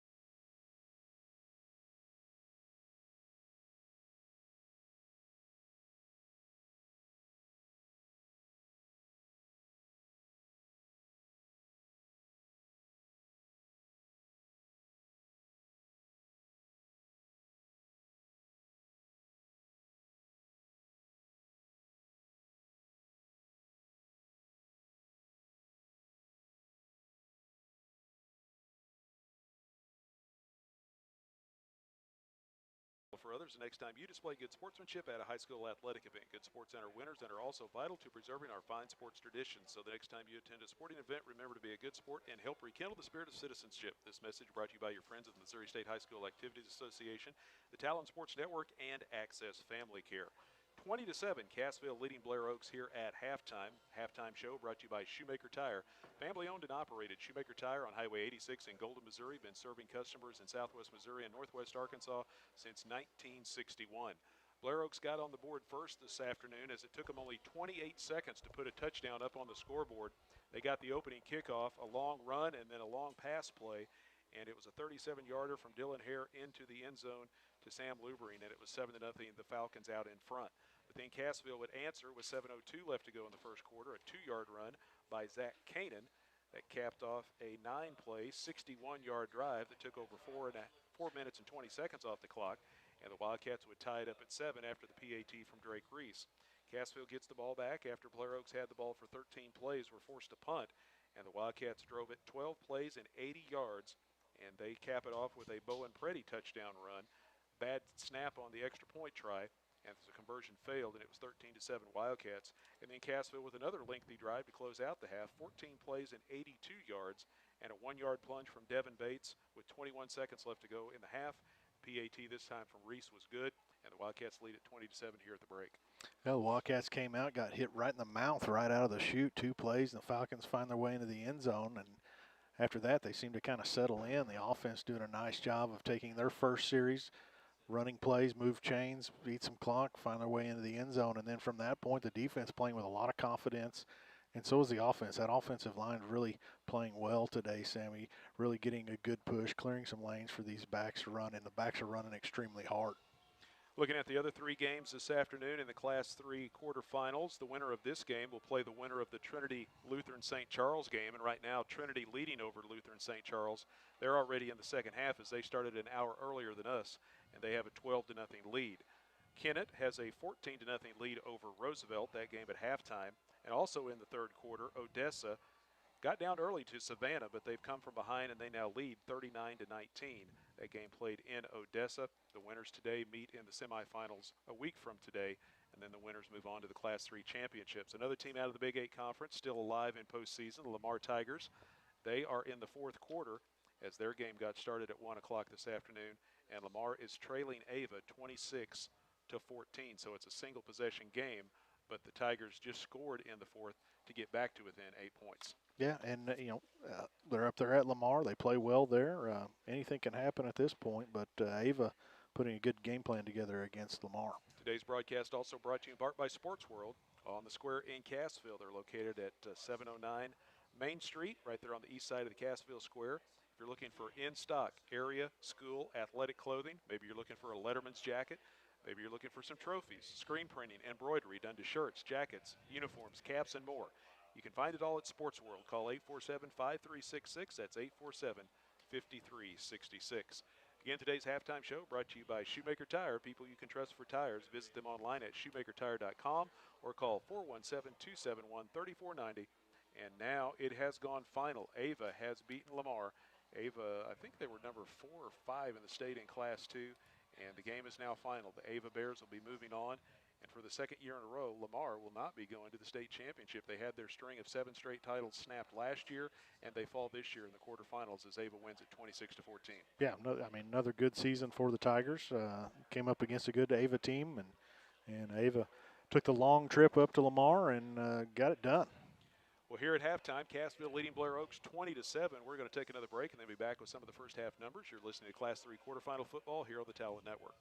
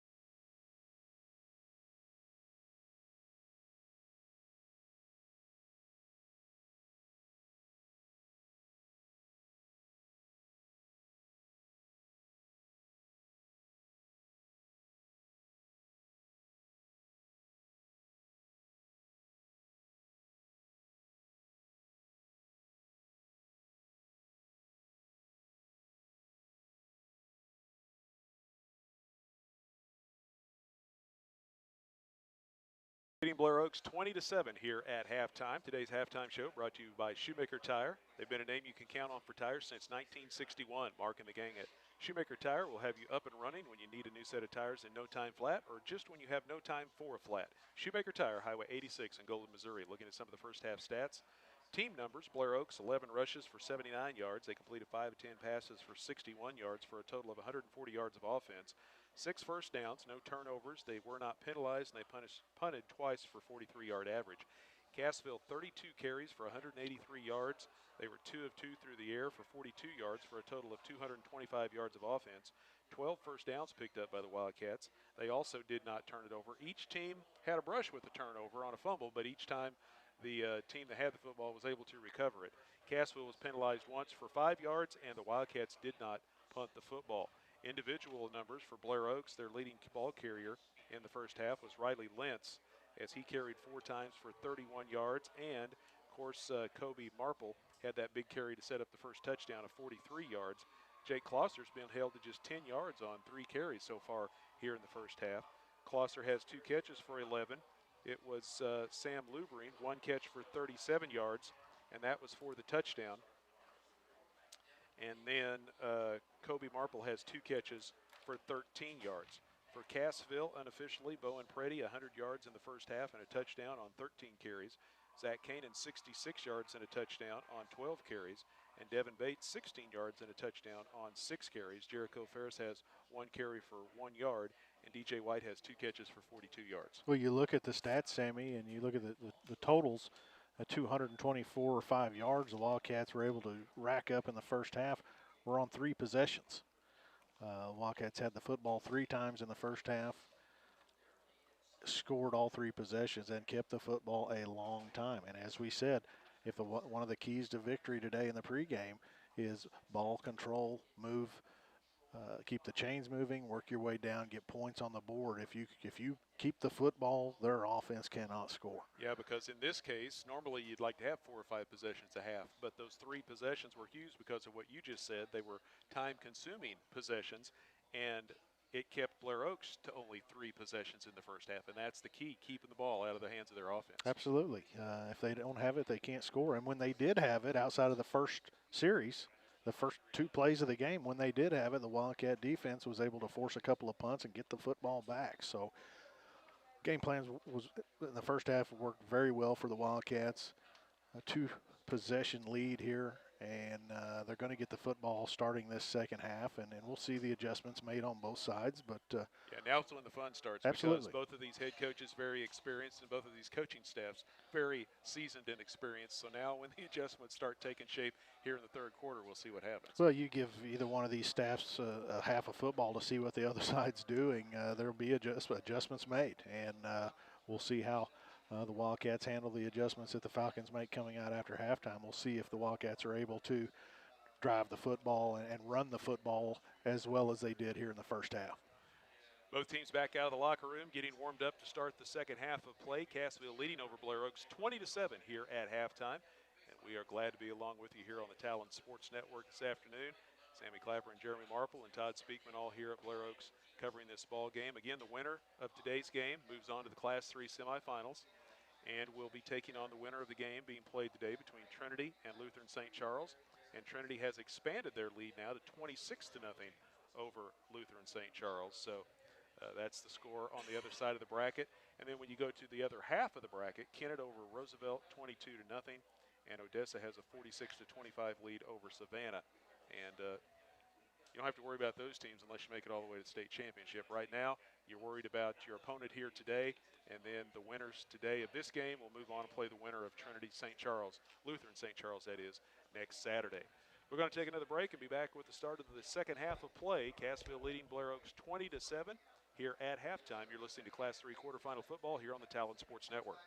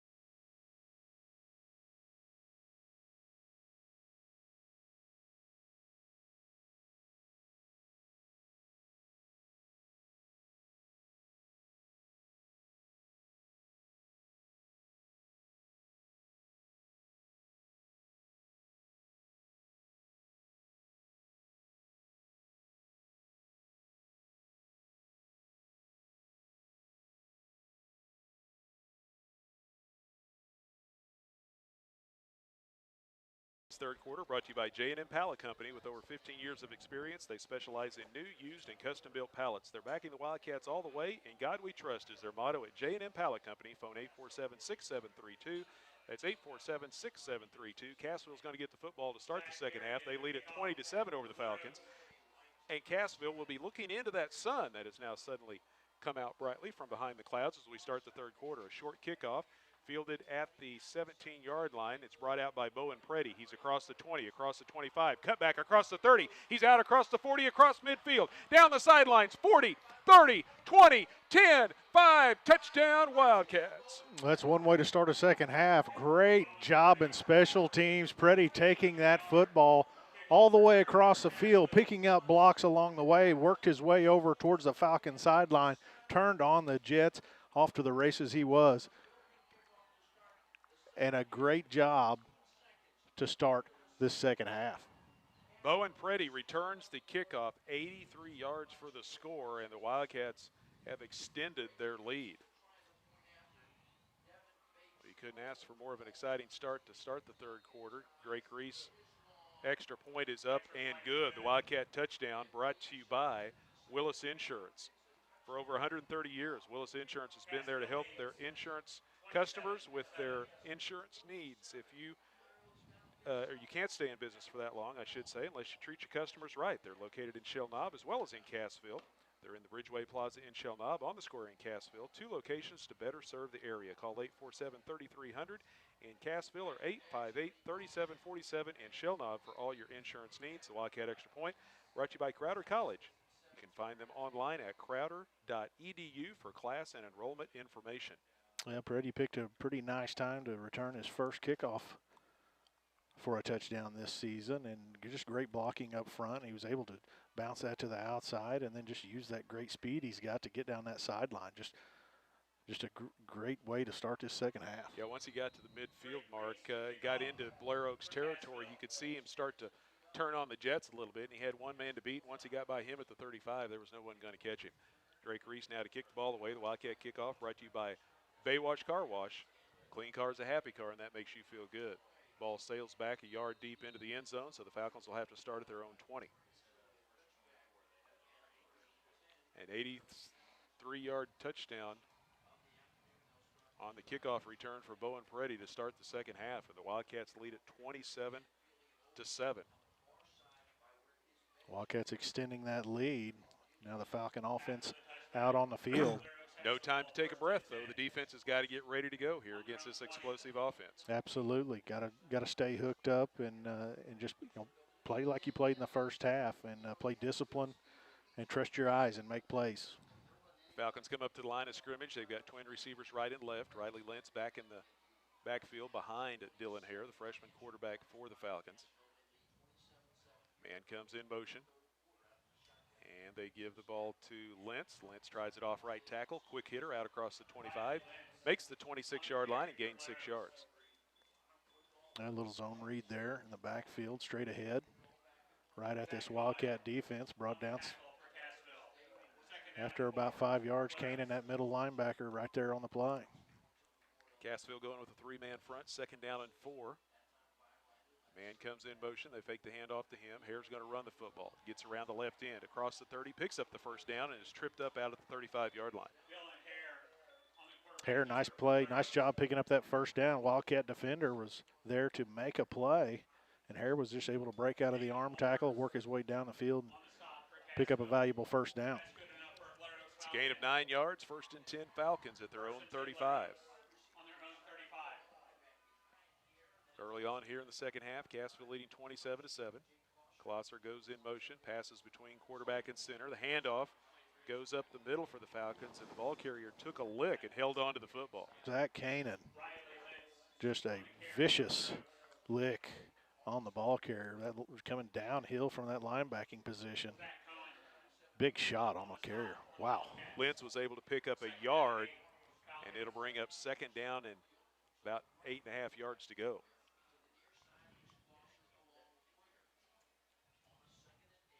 Klosser in motion once again. Fake the handoff to him. Throw underneath on the slant. The catch is made out at the 50. A nice move after the catch And it's down inside the 45, close to the 40-yard line as the catch was made.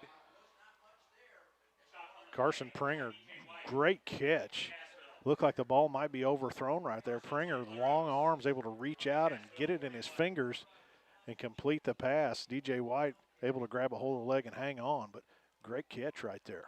It's a gain of 23 and a first down for the Falcons at the Cassville 41-yard line.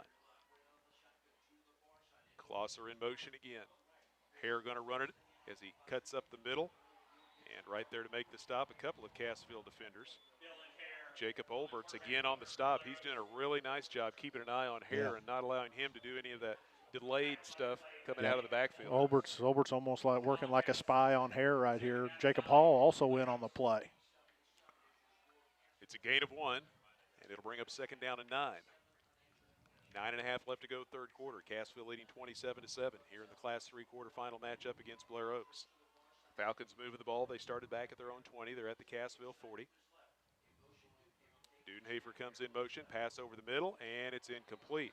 And a late flag comes out by the back judge.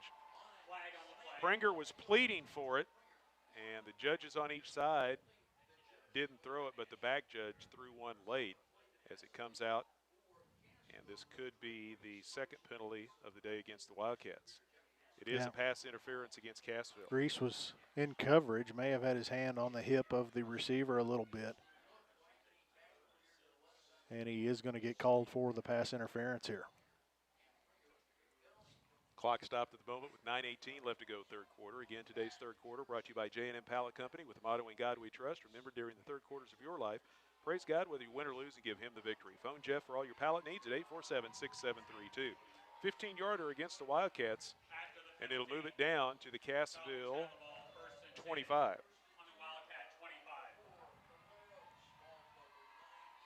Falcons send 3 receivers to the right, 1 to the left. Lentz all alone in the backfield, and he gets the handoff from Hare. Breaks a tackle at the line of scrimmage, breaks another at the 20, and he races his way down to the 10-yard line. First and goal, Falcons.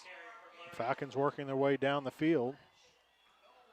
No huddle, still looking at the sideline for the calls. The Wildcats are making them earn these yards as that clock continues to run. So it's a gain of 15 for Lentz. And first and goal for the Falcons. Hare now trying to run in behind the blocking of Lentz. Racing for the pylon. Knocks the official down, who gets to his feet and singles touchdown Falcons. A little block out on the edge. Hare able to read that block. Into the end zone he goes. And the Falcons trying to get back in this game. So Hare now with 22 yards after that 10-yard run. And a touchdown on 5 carries. Good job by Hare to pick up the block and then get to the pylon and break the plane for the score. The kick is up, and it is good. And with 8:56 now left to go in the third quarter, Cassville leading 27-14. That's the first points from the Falcons since that opening drive of the afternoon. Cassville had run off 27 unanswered before the Falcons put that one into the end zone. An 8-play, 80-yard drive capped off by the 10-yard run by the freshman quarterback, Dylan Hare. Well, Falcons able to put a drive together, work their way down the field, bring this back to a 2-possession game. Wildcats special teams going to come back out on the field. Just had a big play to open this second half. We'll see what happens. How big was that kickoff? Absolutely, absolutely. So the Wildcats set to receive the kickoff. Jericho Ferris drops back deep along with Bowen Preddy and DJ White. 27-14, the Wildcats' lead has been trimmed into a bit by Blair Oaks. Preddy going to bring it out from the 25-yard line. He is hit at the 30. And the Wildcats will start their first possession of the second half at their own 30-yard line. Yeah, Preddy had to come up and catch that football, and a lot of traffic in the way. Really no way for him to get going there. Again, today's third quarter brought to you by J&M Pallet Company. They repair used pallets, build and design new and custom pallets. During this game and the games to come, Jeff reminds his team members that through God, all things are possible. Phone J&M Pallet Company, 847-6732. First and 10 Wildcats at the 30-yard line. Cassville with a 27-14 lead. I formation behind Bates. And they give the ball to Ferris. Starts up the middle, bounces outside. Takes it out to the 31-yard line and then is wrapped up, trying to fight for extra yardage, had to protect the football, and he was able to gain only one. Blair Oaks tough on the run game there. Ferris trying to go straight ahead. Running lanes clogged up, trying to bounce it to the outside. And again, speed of this defense, able to run right out there with him, nowhere to go. Yeah, it is tough to get outside on this Falcons defense. A lot of speed coming from their secondary and their linebackers. And Ferris was unable to get to the edge on that one. He does pick up a yard, though. 2nd down and 9. Clock continuing to roll as we near 8 minutes left to play in the third quarter. Cassville to 27-14 lead. Wildcats back up under center. Bates fakes the handoff and then is stacked up, and boy, the touchdown has suddenly give the Falcons some new life as their defense is playing inspired right now. It's a gain of only about a half a yard. We've got a Falcons player slow getting to his feet, helped up by one of the Cassville offensive linemen. Good sportsmanship showed there, and it'll bring up 3rd down and 8. Yeah, you're seeing some adjustments that the Falcons have made at halftime in the run game, and trying to run a little option. Bates trying to keep it himself, and again, tough running here in this drive. So big 3rd down play coming up here for Cassville. 3rd and 8 at their own 32. 7:19 left to go, third quarter. Bates pitches the ball to Ferris. Kanan trying to block on the edge. Ferris gets to the corner, but then is dropped after a pickup of only a yard. The speed of the defense, again, able to spread things out to the sidelines, and it'll bring up 4th down. Yeah, trying the toss sweep to the wide side of the field. Ferris trying to use the speed to get to the corner, just not able to get there. And the Wildcats going to be forced to punt this one away. 6:50 left to go, third quarter. Wildcats have the ball. 4th down and 8. 4th down and 8, and Drake Reese in to punt it away. Pressure coming up the middle, but Reese gets the kick away. A nice high kick. Drives the return man all the way back close to the 30-yard line, but then it takes a sideways bounce and goes out of play over on the Cassville side. Looks like the Falcons are going to get it at their own 34. Falcons trying to get a little momentum back in their favor. They were able to score and hold the Wildcats the first time in this game. Now they've got the ball back with about 6.5 minutes to go here in this third quarter. Falcons have the ball, 1st and 10 on their own 34. 4 wideouts for the Falcons as they check to the sidelines and gets the play called in. Again, they've been going with the no huddle throughout much of the day. Klosser comes in motion, and we got a penalty flag at the snap of the football.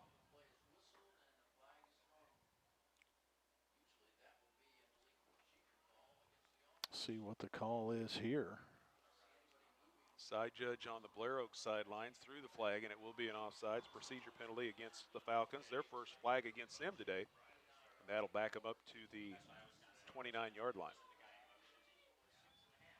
And it'll bring up a 1st and 15. Not quite halfway through the third quarter. Cassville leading 27-14. Both teams have scored here in the second half. Cassville on a kickoff return. The Falcons on an 8-play, 80-yard drive.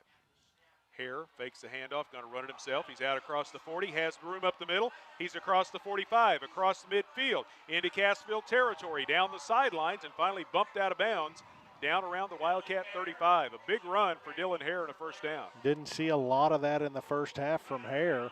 He's definitely a weapon with the ball in his hands, whether he's throwing it or running it. A nice job of breaking off of blocks, working and weaving his way down the field.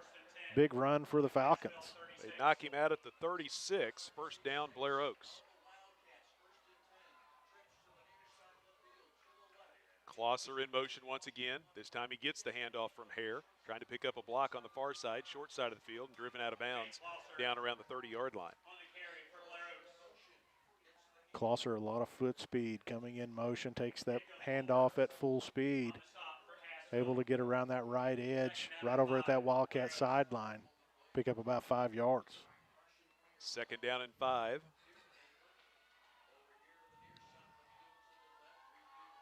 Facing Blair Oaks. 6:14 left to go here in the third quarter. Cassville with a 27-14 lead, but the Falcons driving once again.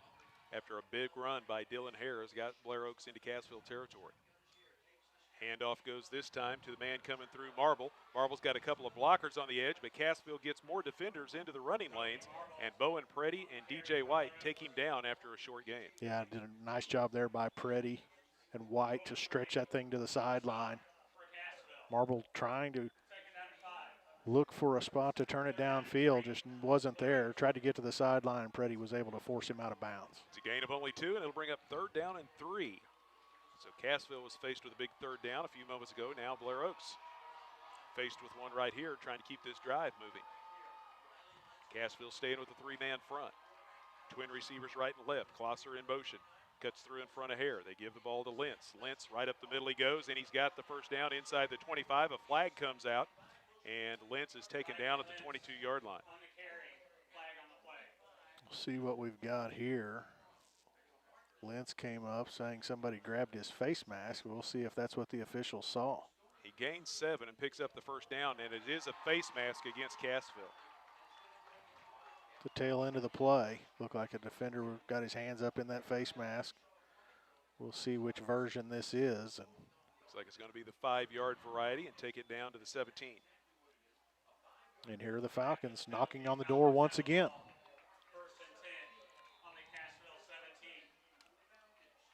So a 7-yard gain and a 5-yard penalty moves it all the way down to the 17-yard line. 1st and 10 Falcons. Klosser passes through. Snap goes back to Hare. Quick pass to the sidelines. Catch is made at the 11. And then knocked out of bounds is Carson Pringer. And they'll spot him out of bounds where it looks like they're going to put him at the 9. So a gain of 8. Just a quick hitter. Hare just opens up, fires it right out to his big wide receiver. So 2nd down and 2 from just inside the 10-yard line. Hare gives the ball. No, he fakes it to Lentz, and around the left end he goes, and he's into the end zone, touchdown. Bowen Preddy was there to meet him at the goal line, but the forward momentum for Hare was too much for Preddy to knock free, and Dylan Hare gets his 2nd rushing touchdown of the afternoon. Yeah, just a nice read by Hare. Faking to his halfback, the defense collapsed down. Hare pulled it, kept it around the edge, took a shot right at the goal line, but hung on to the football.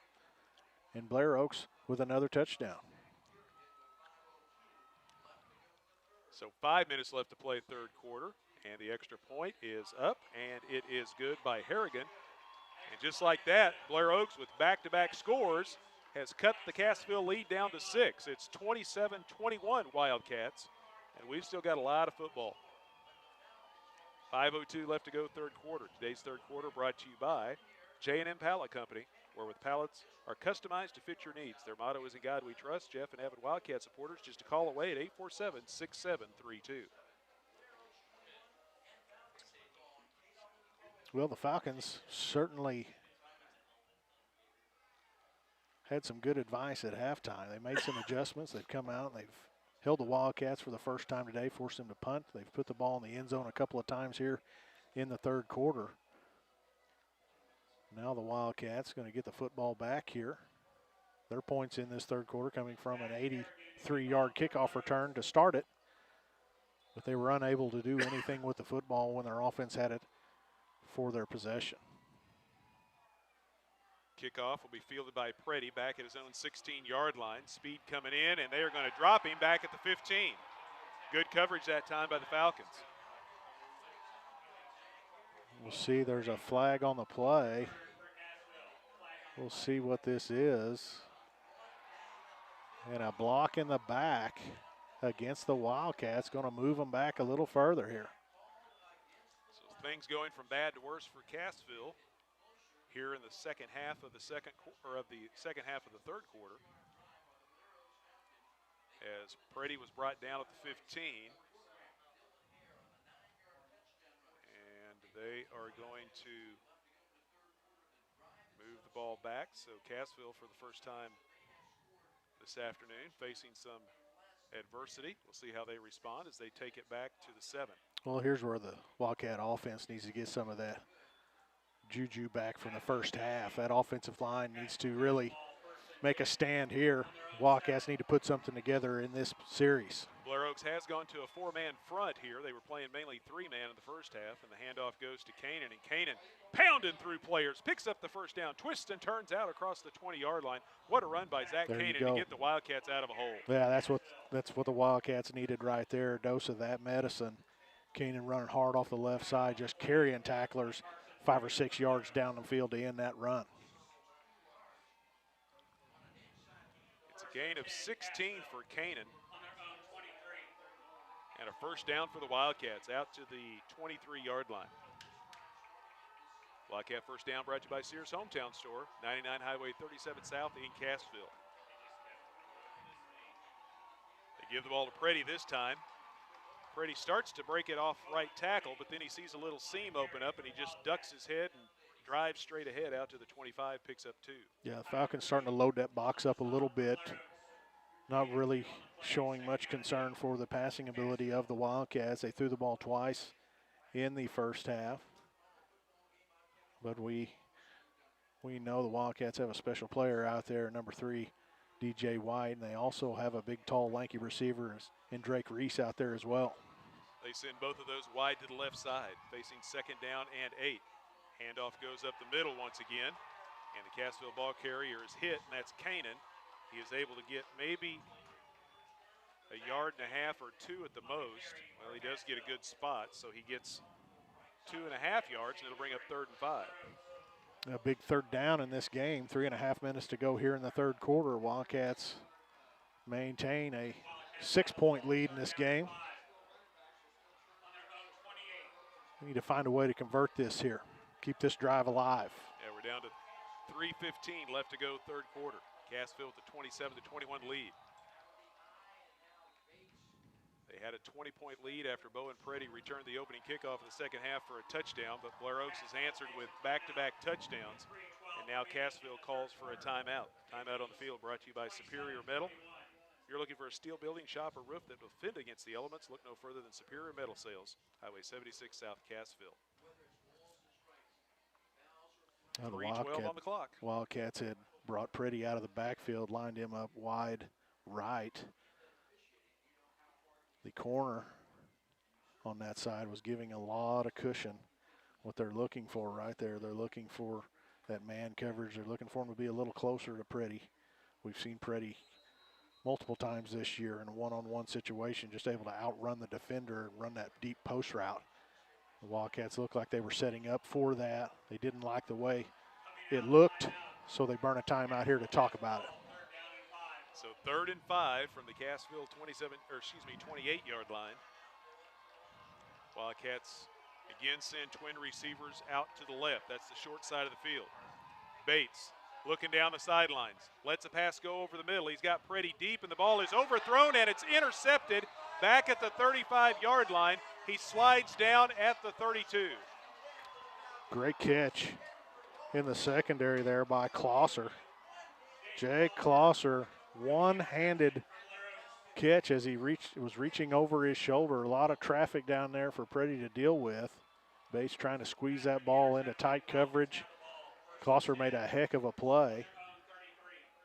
Essentially what you end up with, Sammy, with the interception, it's more like a punt as the Falcons will take over in their own territory here. Yeah, they say he went down at the 33-yard line. That's where the Falcons will take over possession of the football. They give it to Riley Lentz on first down, and he takes it straight up the gut and moves across the 35 to the 36, is able to pick up about 2.5, maybe 3 yards. Well, I'll tell you the interesting thing about the Falcons here in the second half is they've done their damage on the ground, not through the air. Everything we have been told about the Falcons was the ability to throw the football, which we've seen a little bit. But here in this third quarter, they've done most of their damage on the ground. We're down to 2:36 left to go in the third quarter. Second down and 8. Hare going to run the ball. He's got a couple of blockers out there on the edge, makes a cutback, and slips out to the 37-yard line, picks up a couple of yards. Yeah, nice job there in pursuit. Kanan, also Olbert's coming over to help out. Big third down here for this Wildcat defense. 3rd down and 7 facing Blair Oaks. Ball just inside their own 37-yard line. Trip receivers to the right, twins to the left. Hare all alone in the backfield this time. Third down and long, throws underneath. The catch is made out at the 44-yard line, trying to fight for the extra yardage to pick up the first down, and he gets it.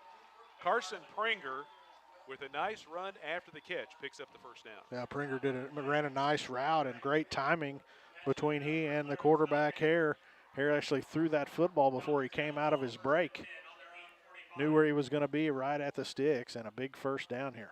It's a gain of 8, and it'll bring up a first down for the Falcons. Again, 5 receivers. They hit Pringer again. He makes a man miss at the 45 and slips down the sidelines. Finally knocked out of bounds at the 38, and another first down for the Falcons. Just a quick hitter to the short side of the field right in front of the Falcon bench.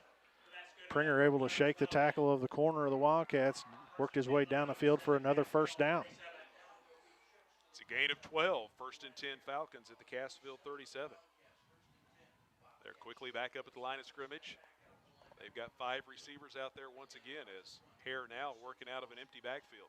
Operating from the shotgun, Klosser in motion, now brings it back as he reverses. They hand the ball off to him, and Cassville's there to wrap him up. Again, Olbert's a good job not going for the ball faking in the backfield, and he and Andrew Pryor make the stop.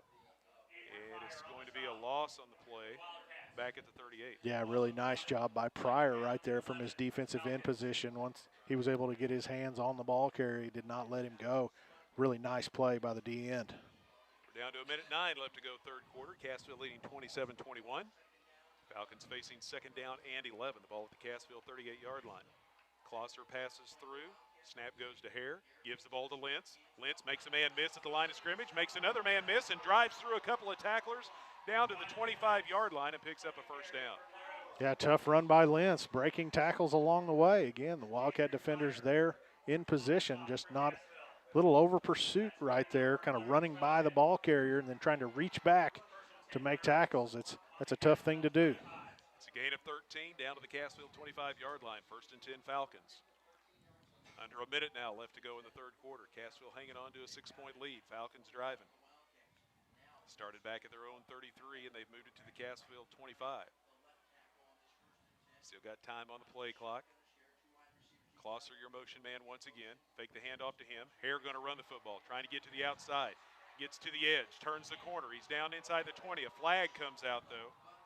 And that is in a spot that looks to go against the Falcons. We'll see when we get the official signal, and it will be a holding call against Blair Oaks. Yeah, that's in the backfield too, or right at the line of scrimmage, so that one's going to hurt. Wildcats catch a break right there, but I tell you, Hare, I've been impressed with the way he runs that football. Yeah, he had enough yardage there for the first down. Yeah, away. Runs with patience. He runs with good vision, really able to break off those blocks downfield.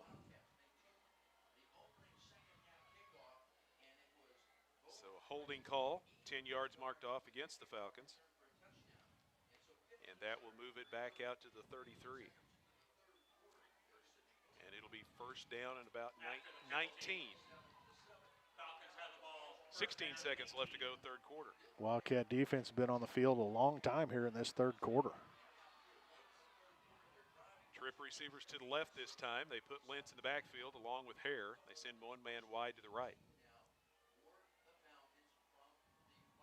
Tight end is on the left side as well, and they snap the ball. Hare drops the ball now, picks it back up, and all over the quarterback is Andrew Pryor coming in after a bad snap. Hare maybe took his eye off of it just for a second, dropped the football, and Andrew Pryor there to make him pay. He did. The snap was just a shade low, and it looked like Hare was looking downfield and not able to secure the ball, and Pryor like a flash into that backfield. Big play. And that will be the final play of the third quarter as we head to the fourth. Cassville leading 27-21. You're listening to Class 3 quarterfinal football here on the Talent Network.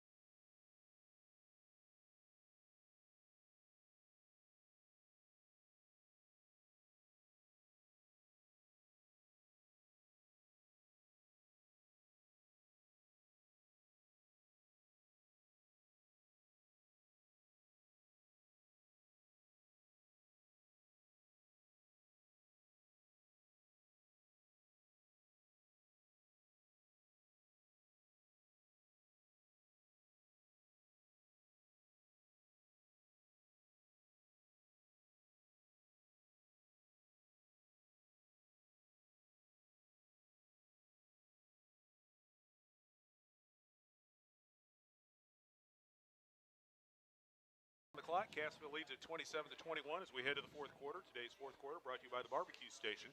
Best in Texas-style barbecue served every day on the north side of the Cassville Square, 900 Main Street. Bring them on in and enjoy great tasty barbecue Tuesday through Saturday, 11 to 8. Or call them for all your catering needs, 847-0470. So second down facing the Falcons, and Dylan Hare, the quarterback, fakes the handoff and runs it himself, takes it inside the 40. And Down another to the 39. Another snap that he bobbled. Looked like he was just trying to take off before he secured it. Kind of messed up the timing of that play. So third down in a bundle. They have to get all the way down close to the 15 to pick up a first down. And Hare looking to throw the ball. He's got some time. Rolls to his right. Now pressure coming. Throws it down the sidelines and throws it out of play, and it'll bring up fourth down. Good pressure by Pryor right there, forcing the young quarterback to get rid of that football. Flushed him out of the pocket, working his way over towards that Falcon sideline. Nobody open downfield. Good coverage. So 11:23 left to go in the ball game. And it's fourth down and nearly 25 yards to go. Big play coming up right here. Cassville trying to get the ball back. We've 5 receivers for the Falcons. seen the Falcons pooch punt out of this. Oh, and a guy jumps early. As Klosser is called for offsides, he went early because Hare goes through his cadence, but he also does some clapping. Right. And some of that is done for effect, trying to get the defense to jump. Other times it's when he wants the football snapped out of the shotgun, and that time he clapped a couple of times, and Klosser took off. Right, and they're keeping the offense out there, and we'll see if they run a play or if they decide to go ahead and pooch out of this, and it looks like they are going to pooch. Yep, so Hare boots this one down the middle of the field. It bounces inside the 20. It takes a sideways bounce, but now it goes back into Blair Oaks' favor and will roll dead somewhere down around the 11 or 12-yard line. Well, the Wildcats get the football back. They get that Falcon offense off the field. Wildcats come out. Long way to go here.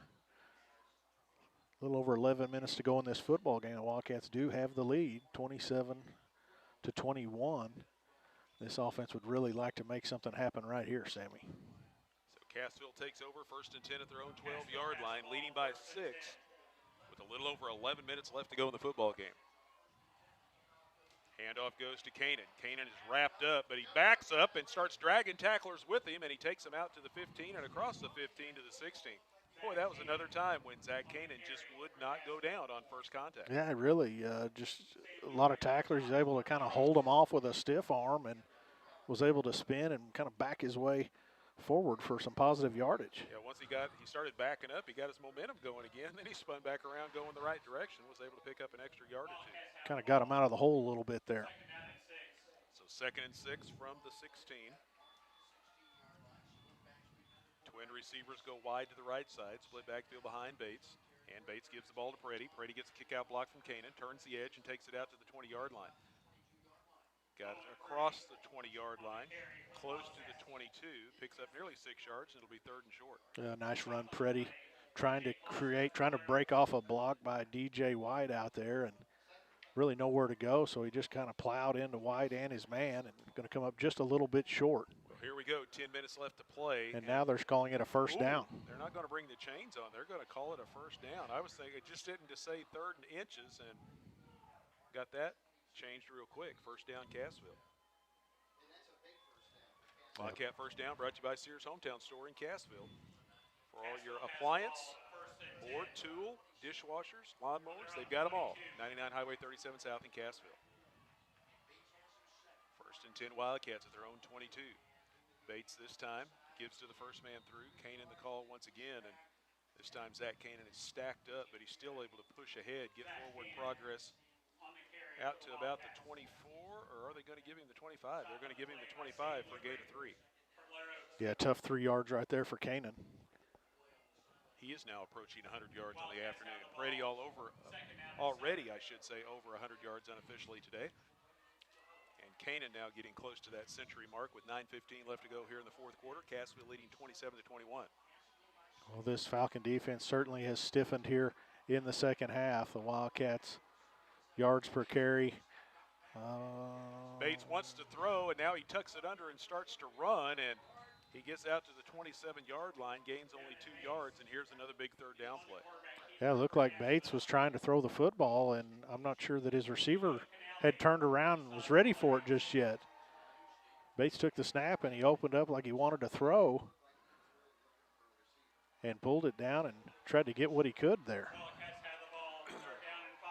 So 3rd and 5 from the Wildcat 27. So now back to what I was going to say a few moments ago. Big third down play here.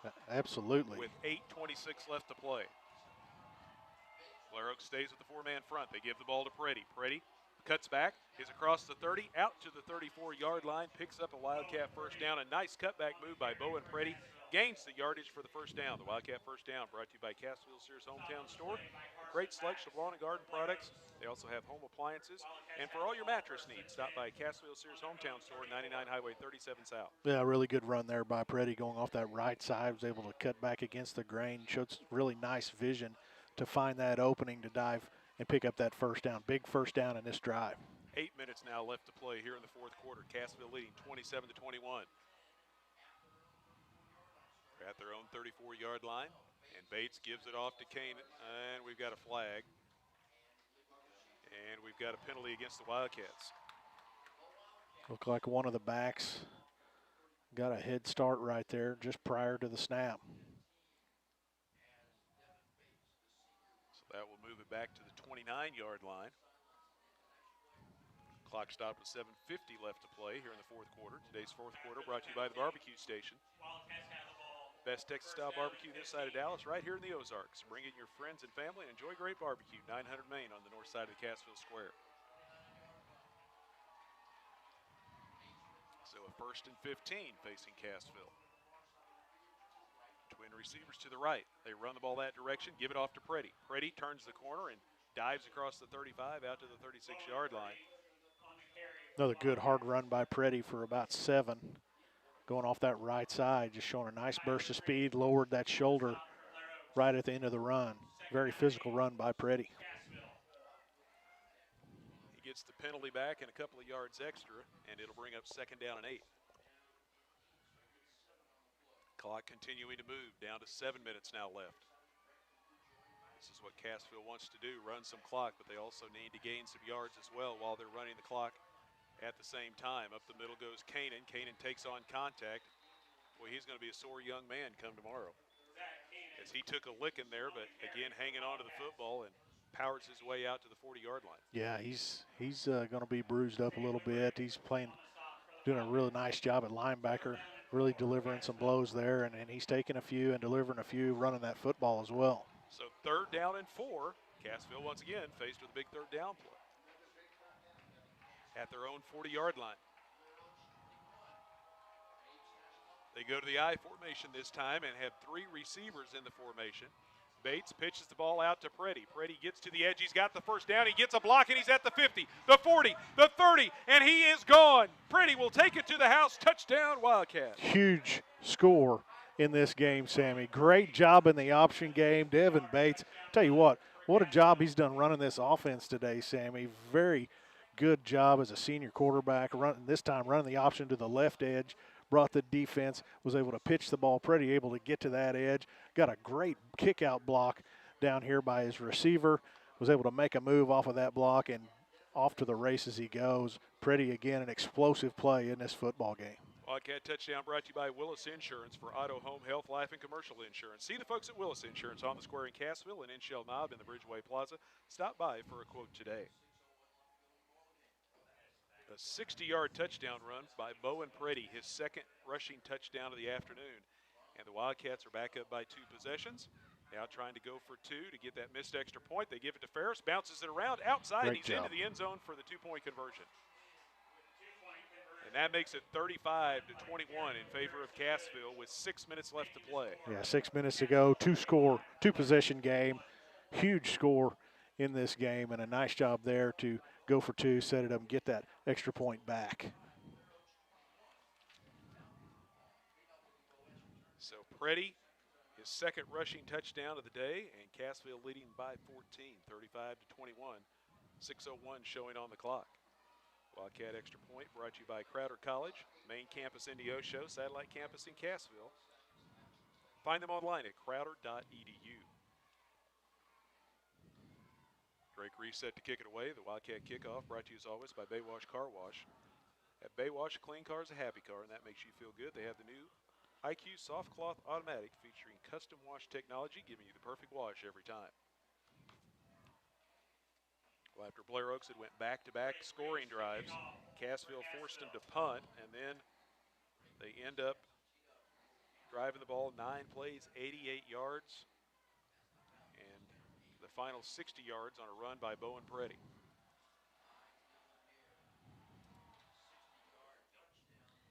So the kick by Reese, this time a short returnable kick, brought out of the 9-yard line, and a big hole at the hash mark, and the return man is taking it down the sidelines.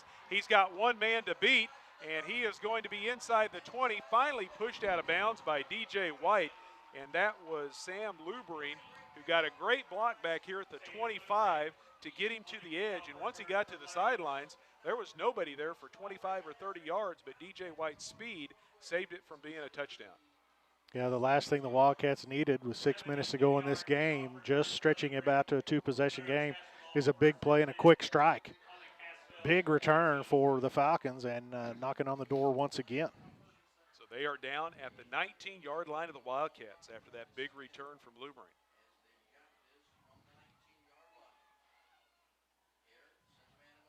So Hare will fake the handoff, throws it out into the flat. Closser makes the catch behind the line of scrimmage, looking for a block downfield, and it's dropped down at the 12-yard line by Bowen Peretti. Ferris out there, Peretti out there, and Bates in at safety as we don't see Hayward back there. So the quarterback for the Wildcats having a play on that side of the football right now. Nearly a 70-yard kickoff return has set up the Falcons inside the Cassville 20, and now on the first pass completion, they're down to the 12. They're going to run the ball with Lentz. Lentz takes it inside the 10, down to the 8. And it'll be first and goal, Falcons. As the Falcons move the chains, stops the clock for a moment. Clock moving again, down to 5 minutes left to play. First and goal from the 8 for the Falcons. Dudenhofer goes in motion. They give the ball to Lentz. Lentz starts to his left, cuts back to his right, makes the 5, and is stopped there after a pickup of 3. Yeah, good job, outside linebacker Carson Jacobson in, wrap up the ball carrier and bring him down right about the 5-yard line. Down to 4.5 now left to play. Falcons quickly back up to the line of scrimmage. They're at the 5-yard line, facing second down. They give the ball to Lentz again. Lentz fights his way down to the 3, maybe the 2. Looks like they're going to say he was down at the 3, and it'll bring up third down. Yeah, good tackle at the end of the play there by Kanan.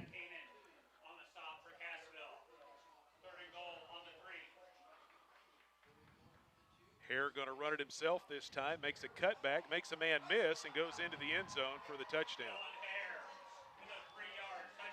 Hare able to break a couple of tackles on his way in as the Wildcats again, a little over pursuit there as Hare coming back against the grain, able to break a couple of arm tackles and into the end zone. So Hare with his third rushing touchdown of the afternoon, 65 yards on 11 carries and 3 TDs.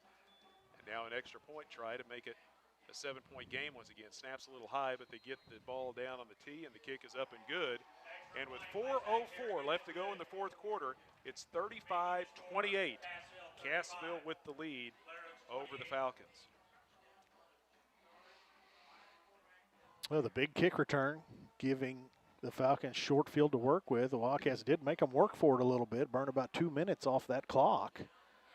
So we'll see what the Falcons want to do here. If the Wildcats are going to need to bring the hands team in or what, 4 minutes to go. But we've seen the Wildcats' ability to really chew up clock in this game.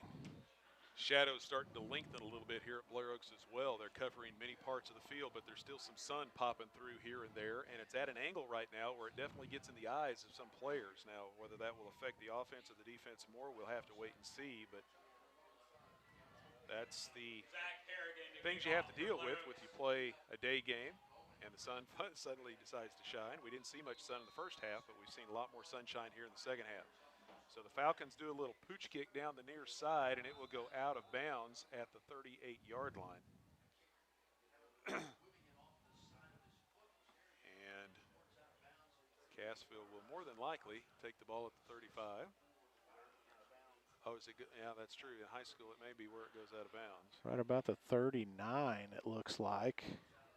Yep, and they're going to take it right at the 39-yard line. Falcons have all 3 timeouts, 4 minutes to go in this game. Wildcats 7-point lead. Well, now they moved it out to the 44, so I'm not sure what that was about. So at the 44, the Wildcats will take over, leading by 7. 4 minutes left to play. Twin receivers to the right, split backfield behind Devin Bates. Bates gives the ball to Preddy. Preddy, quick hitter around the right end, takes it out to the 48-yard line. He is able to pick up about 4 yards, and it'll bring up second down. Well, this is one of those drives in a football season where the offensive line really earns their keep. This offense really going to count on them here. They've done such a good job all game long. And right here is where this offense really needs them to shine. Wildcats need to pick up a couple of first downs here. Again, Falcons, all 3 timeouts remaining, so they can stop this clock. Yeah, we're down to 3.5 left to go in the football game. Cassville with a 7-point lead. Blair Oaks is going to wait and see if they can keep Cassville from picking up a first down before they start using those timeouts. They give to Preddy again. Preddy's got some room around the end. He's across midfield. He has the first down as he stretches out and dives towards the sidelines. And he is out right at the 46-yard line, which is right where the first down marker is. And now I started to say I must correct myself because the spot was behind the 46, but the referee steps in and says first down Cassville. Wildcat first down brought to you by Cassville Sears Hometown Store. They've got home appliances, lawn and garden tools, great selection of lawn and garden products as well, all at 99 Highway 37 South. Looks like they're looking for the play clock to be reset, and there it is. The Wildcats need to relax here. No need to snap this football with 15 seconds left. And you see Devin Bates doing that right now. He comes up to the line of scrimmage and he looks up at that clock, and it's still showing 12 seconds on the play clock, so he's going to let every second tick off. You really don't want your offensive lineman to come up and be in a stance quite this long. First and 10, Cassville. They give the ball to Kanan. Kanan powers his way off right side, backs into a couple of defenders. Now he spins back around, starts going forward again, and pushes down to the 41-yard line. A good strong run. The clock is stopped for some reason. I'm not sure why they stopped the clock. Second down and 6 to go after the 4-yard gain. Somebody's called a timeout, or somebody thought a timeout was called. I don't know whether somebody really called one or whether the officials just thought one was called, but now they signal for the teams to head to the sidelines and talk to their coaches. The stoppage of play on the field, the timeout brought to you by Superior Metal Sales. See them for any of your roofing and storage shed needs. Superior Metal on Highway 76 out of Cassville. We've got 2:24 left to go. Cassville leading 34-28. Wildcats with a 7-point lead over the Falcons. Trip to the semifinals for the winner here in Class 3. And they will be moving on and taking on most likely Trinity. Trinity, last score we got in the fourth quarter was leading 26-0 over Lutheran St. Charles. If Cassville wins and Trinity wins, the Wildcats will get to host that semifinal game at Wildcat Stadium. And that game has gone final. 26-0, Trinity advances. So Trinity moves on to the semifinals, and they will await the winner of this game between Blair Oaks and Cassville next Saturday. Second down and 6 for the Wildcats at the Blair Oaks 41-yard line. Wildcats leading by 7, under 2.5 to go. Bates gives the ball to Preddy. Preddy with a nice move around the right end. He's got the first down, slips a tackle. He's inside the 30 and finally driven down just shy of the 25-yard line. The chains will move once again and keep the drive alive for the Wildcats. The Wildcat first down brought to you by Cassville Sears Hometown Store, 99 Highway 37 South. Well, nice job by Preddy to stay in bounds, keep that clock running. It's a gain of 13 for Preddy, and Preddy's gone over 200 yards on the afternoon.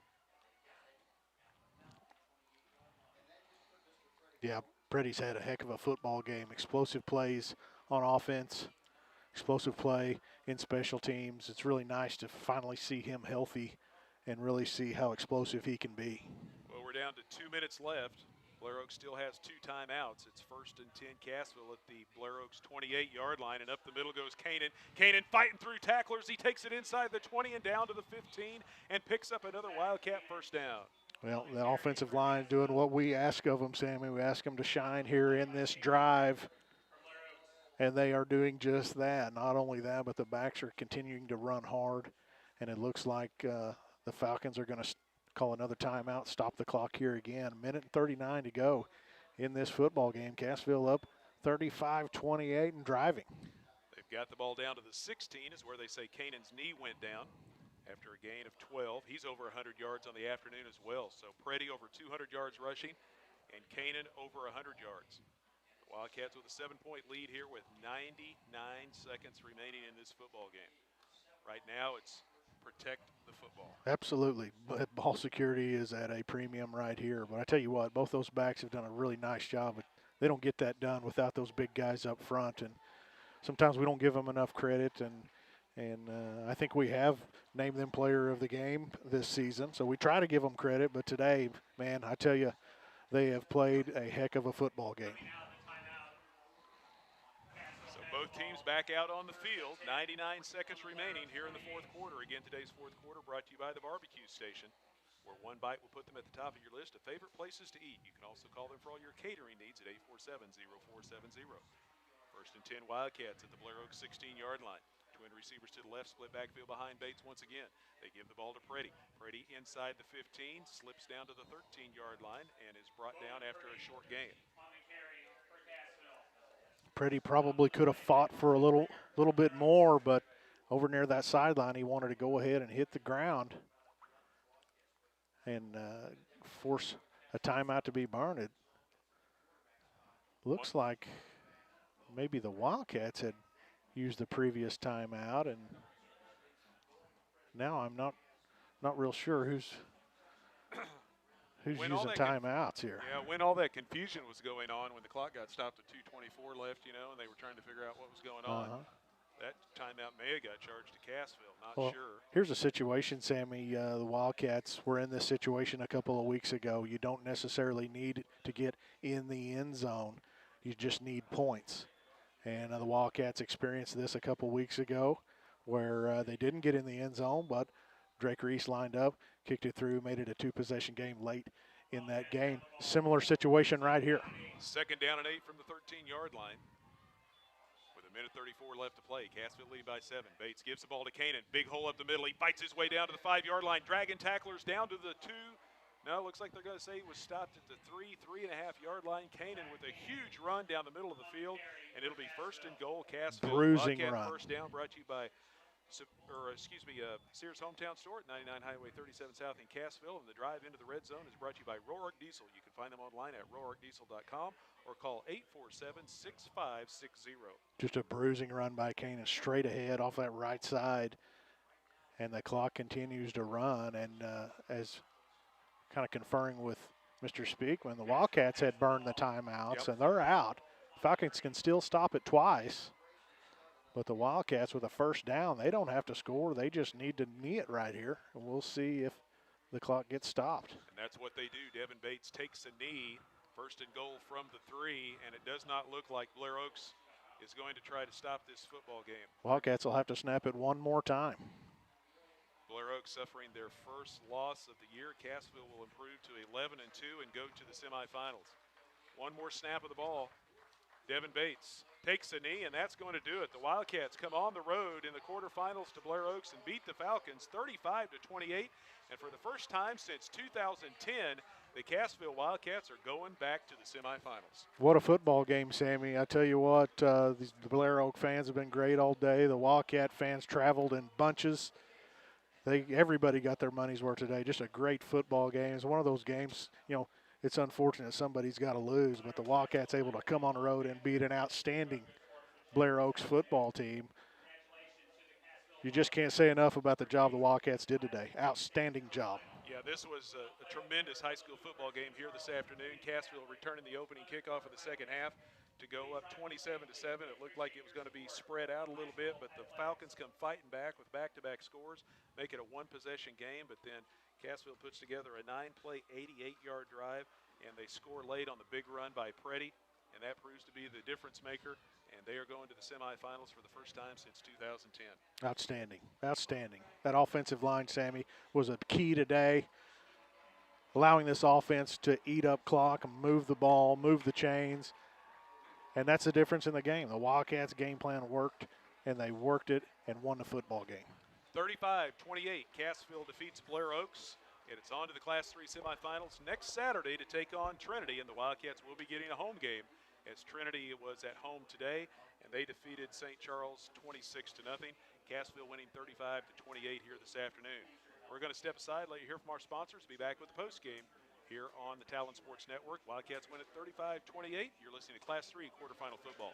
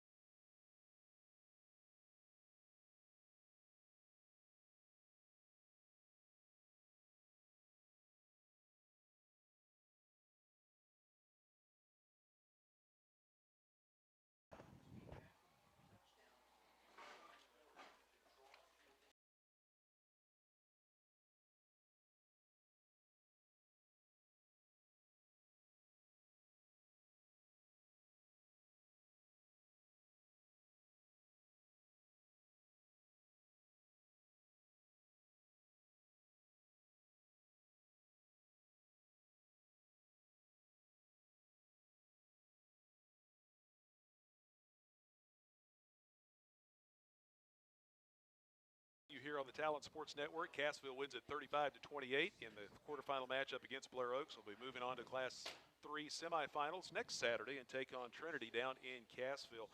What a ball game we witnessed here this afternoon. And great sportsmanship shown by both teams going through the handshake line afterwards. And that brings us to the sportsmanship reminder. The score of any athletic event is generally forgotten over time, but the action of the players, coaches, and spectators leave lasting impressions. Next time you attend a high school game, think of how history will remember you. Choose good sportsmanship and help rekindle the spirit of citizenship. Remember, the lessons you teach today will help develop better citizens in our communities for tomorrow. This message brought to you by your friends at the Missouri State High School Activities Association, the Talent Sports Network, and Access Family Care. A lot of sportsmanship shown after this game by the two teams, sportsmanship shown by the coaching staffs. Of course, Blair Oaks could have used time out there, but neglected not to let that happen and just delay the eventual outcome of this game. Well, we saw a lot of players helping each other up off the field during this game. This was just a heck of a football game. Total respect out of both sides. Teams that aren't familiar with each other, that to my knowledge in the history of either school have never played in anything against each other. They know who each other are now, and just total respect on both sides. It was really something to see today. Cassville had a 20-7 lead at halftime after Blair Oaks had taken their first possession of the game. They got the opening kickoff. It took them only 2 plays to go 80 yards, and they scored. But Cassville would battle back with 20 unanswered points to lead 20-7 at halftime. And then the Wildcats would add to that lead as Bowen Preddy would return the opening kickoff of the second half, 83 yards for a touchdown, and the Wildcats led 27-7. But then back come the Falcons as they would put together back-to-back drives of 80 yards and 66 yards and score twice on a 10-yard run by Dylan Hare and a 9-yard run by Dylan Hare, and they were right back into the football game, 27-21. But then Cassville responded, and they would go 9 plays, 88 yards. A 60-yard run by Bowen Preddy would give them a 2-possession lead once again, 35-21 with 6 minutes left to go. Then Blair Oaks would score with 4 minutes left to play on a 2-yard run by Dylan Hare, his 3rd rushing touchdown of the afternoon. But that would be as close as they would be able to get as Cassville gets the ball and is able to run out the clock, and they win at 35-28. Just a great football game, Sammy, and the ability of the Wildcats offense was stalled a couple of times in the third quarter, but that, for really 3 quarters in this game, that offensive line and these running backs did exactly what they needed to do. They maintained possession, they ate clock, and there in the fourth quarter, they had to come up big. They started inside their own 10, ended up getting points out of that, and just when you have a game plan, you're able to execute. That's really something special, and that's what the Wildcats were able to do today. Yeah, Blair Oaks changed things up a little on Cassville defensively there to start the second half. They started with a 4-man front. They forced them to punt their first possession, and then they get an interception on the second possession, and they go with the back-to-back touchdowns to get back into the football game. But then Cassville puts together that 88-yard drive, and that proved to be a big pivotal point there late in the second half to be able to do what they were doing back in the first half, hang on to the football, move it down the field, and control the time of possession. Yeah, no question. And, that's just it. And we talked about it way back in the pregame. The keys to victory was to do exactly that. And they were able to do that outside of a couple of series, in that third quarter. Blair Oaks, that's a good football team. And you saw what they were able to do coming out after halftime. They took over the game for a little while and got right back in it, back to a 1-score game, and as a 1-score finish. No quit on that side of the football. So Wildcats hung on and get a big-time win today. Well, it was 2011, the last time Cassville won district and got to the quarterfinals, and they lost to Rogersville that year. You got to go back to 2010, the last time they won a quarterfinal game and moved into the semifinals. So that's what they'll be doing, and they'll be home next week, and that'll be nice to be able to stay at home.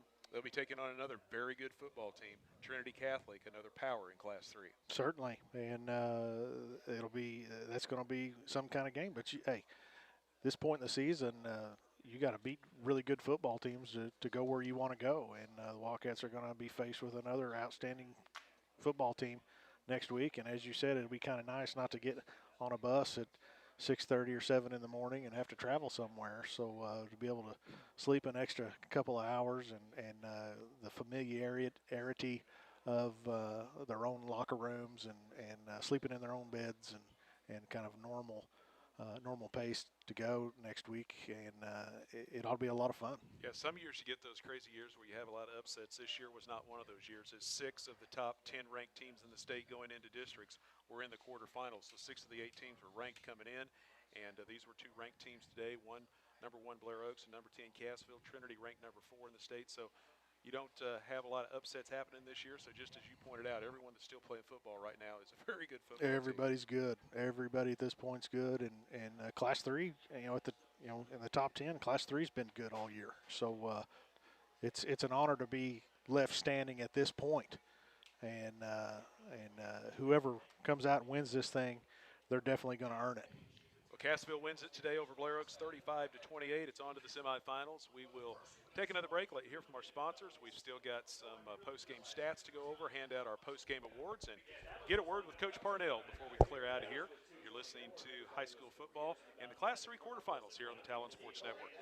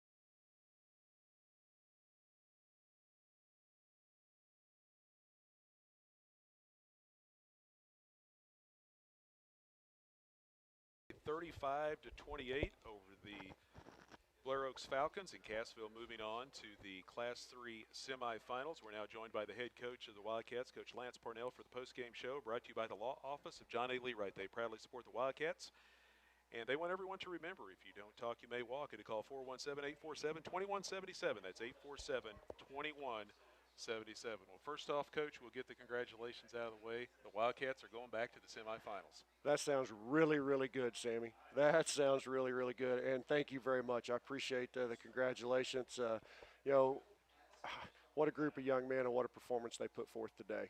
2011, the last time you made it to the quarterfinals and won a district championship. Now you go back to 2010, last time semifinals. I know it doesn't seem like that long ago, but it does seem like it's been a long time ago. And this group of young men, that's been kind of one of their goals the last couple of years, is to try to get back to where those teams was back in the mid to late 2000s. It really has. And, you know, I talked to our kids before the ball game about, you know, I'm not sure anybody expected us to be here this year, other than us, you know, other than our belief in ourselves. And this group of young men has worked their tail ends off, you know, to get to a district championship a week ago, to get the opportunity to play on Saturday, you know, and making the trip up here to Blair Oaks and handling themselves with complete class and doing things the right way in preparation and coming out and getting a big quarterfinal win. We're pretty fired up to be at home next week for the semifinals. Well, you take the score and set it aside. If you just sit back and think about what happened in this football game today, this was one heck of a high school football game. Yes, it was. You know, I want to tip my hat to Coach LePage and the Blair Oaks Falcons. What an excellent football program, football team. Very, very well coached, very well disciplined, explosive on offense, and very physical on defense. You know, and they have been nothing but hospitable since we arrived, and I want to say thank you for that. But, you know, it's a great program, but, you know, our two good football teams on the field today, and our kids came out and played really, really, really well. You know, battled some adversity here and there and really just found a way to win in the fourth quarter. We heard a lot about the Falcons and their high-powered offense and how they can put points on the board, and it didn't take long to get to see that. 28 seconds into the game, 2 plays, 80 yards, and they're up 7-0. Yeah, not exactly the way you want to start a ball game in the quarterfinals, but you know, we've done that. You know, we were down 14-0 a week ago. You know, and again, proud of our kids that didn't phase them. And, you know, and we talk, there's going to be highs and lows in football games, and you're going to have to deal with adversity. You don't necessarily want to deal with that kind of adversity 30 seconds in, but, you know, our kids battle back. We take the ball offensively, go right back down the field. And that was huge for us right there, really settled us down. And from that point on, I thought we played really, really good football in the first half. Yeah, to answer that score on your very first possession you get right after they put together that 2-play drive, that was so big in the football game today. Absolutely. And a lot of times you can look at kids and, you know, that happens there on the second play of the game. I look at our kids and they're pretty ticked off. You know, they knew what we had done. They knew the mistakes that we'd made. You know, there was no panic in their faces. And you look, all right, let's go back to work, and our offense did that, and what a great drive. You know, Clay Weldy did an absolute phenomenal job today. You know, we talked all week. Blair Oaks is very, very talented offensively, and we knew we had to control the football the best we could. And, you know, Clay, my offensive coordinator for the last 7 years, what a ball game he called today. You know, absolutely an outstanding job. And to be able to answer that touchdown with one of your own, that really kind of set the stage for what was going to take place the rest of the first half, because your next 2 possessions, you score on both of them, you take over 13 minutes off the clock, and that's what one of your game plans you needed to do against the Falcons was to hang on to the football and not let their offense have it. We knew we had to limit their possessions. You know, like I said, explosive playmakers on offense. We had to limit their possessions, and we were able to do that offensively, and we were able to do that because of how well our offensive line played. You know, I thought our offensive line had a great ball game, and then our backs ran extremely hard. You know, we're getting some tough yards, some big third down conversions. You know, we pride ourselves in being a physical, downhill running football team, and I thought our kids showed that tonight. You're up 20-7 at half, and then you come out and return the opening kickoff of the second half for a touchdown. Suddenly you're up by 20 points, but there's still a whole half of football left to play, and with their quick strike abilities, you knew there was a lot of football left to go on here this afternoon. It was, and it says a ton about what kind of football team and program Blair Oaks is. You know, they're down 3 scores and not going the way they want, and here they come charging back and cut it to a 1-score ball game. You know, and we're on our heels there in the third quarter and not playing, you know, as well as we'd like to be at that point. But, you know, again, that's one of those, you know, rough spots in the game that our kids didn't drop their heads. You know, Blair Oaks has all the momentum right there, and our kids, you know, just kept plugging. We got the stop we needed. We got, you know, got a score we needed, and, you know, kind of regained some of that momentum back. Yeah, all the adjustments that were made at halftime, you started seeing them kind of play out there in the third quarter. They were running a lot of three-man front at you. You guys were just picking up yards after yards in the first half, so they put an extra guy up there, go with a four-man front. And defensively, they started trying to do different things. You guys started to try to take away their passing game, which they had success. They start running the football, so everyone was trying to counter what the other team was doing. It was definitely a chess match today, no doubt about it. And, you know, I thought our kids did a real nice job being able to adjust on the fly as we needed to at times, but, you know, and then executing. You know, I thought we executed really, really well today. After the back-to-back touchdowns that get them right back into the football game, they hang on to the football for quite a while, but you get them stopped and force them to punt, and that was huge right there to get that change of possession. That was a huge stop, absolutely a huge stop, because, you know, we had not been able to get off the field the previous two possessions, and, you know, they're still driving a little bit, but our kids really just gutted down and you know, found a way to get that stop when we needed it, and then our offense took advantage of it, which was huge. So, you know, still kind of, it's all a blur right now, Sammy. It really is. I'll just be honest with you. I'm surprised I have a voice left to be able to talk, but yeah, you know, that was a huge stop. That touchdown on the long run by Preddy, the 88-yard, 9-yard drive, that proved to be the game winner for you. But that was pivotal right there because that happened to where a lot of momentum was still up in the air and someone trying to grab a hold of it and take control. Preddy breaks that one loose down the sidelines, and that gives you a two-possession lead once again. Bowen had a phenomenal game today, you know, and I really thought that started you know, about midway through the first quarter against Seneca last week, where he just really kind of went to a different level, and he did that tonight. You know, I've had the pleasure of coaching that kid for the last 4 years and known him, you know, seems like his whole life. And, man, the effort and the intensity with which he played with today was second to none. I mean, yeah, kid has a big heart. He's a great kid, and, man, he played his tail end off today. That offensive line did such an outstanding job establishing their presence today, too. And both of your running backs, Preddy over 200 yards, and when you throw in his kickoff returns, over 300 yards of total offense. Kanan goes over 100 yards on the day and a touchdown as well. Those guys were picking up the big yards when you needed them. Oh, Zach Kanan's the other one, man. He had a whale of a ball game on defense as well. I mean, you know, we asked him to do a lot there in that inside linebacker spot, and a lot of what we wanted to do today was just predicated on him being able to do what he needed to do, and he did that. And then talk about him getting some tough yards for us.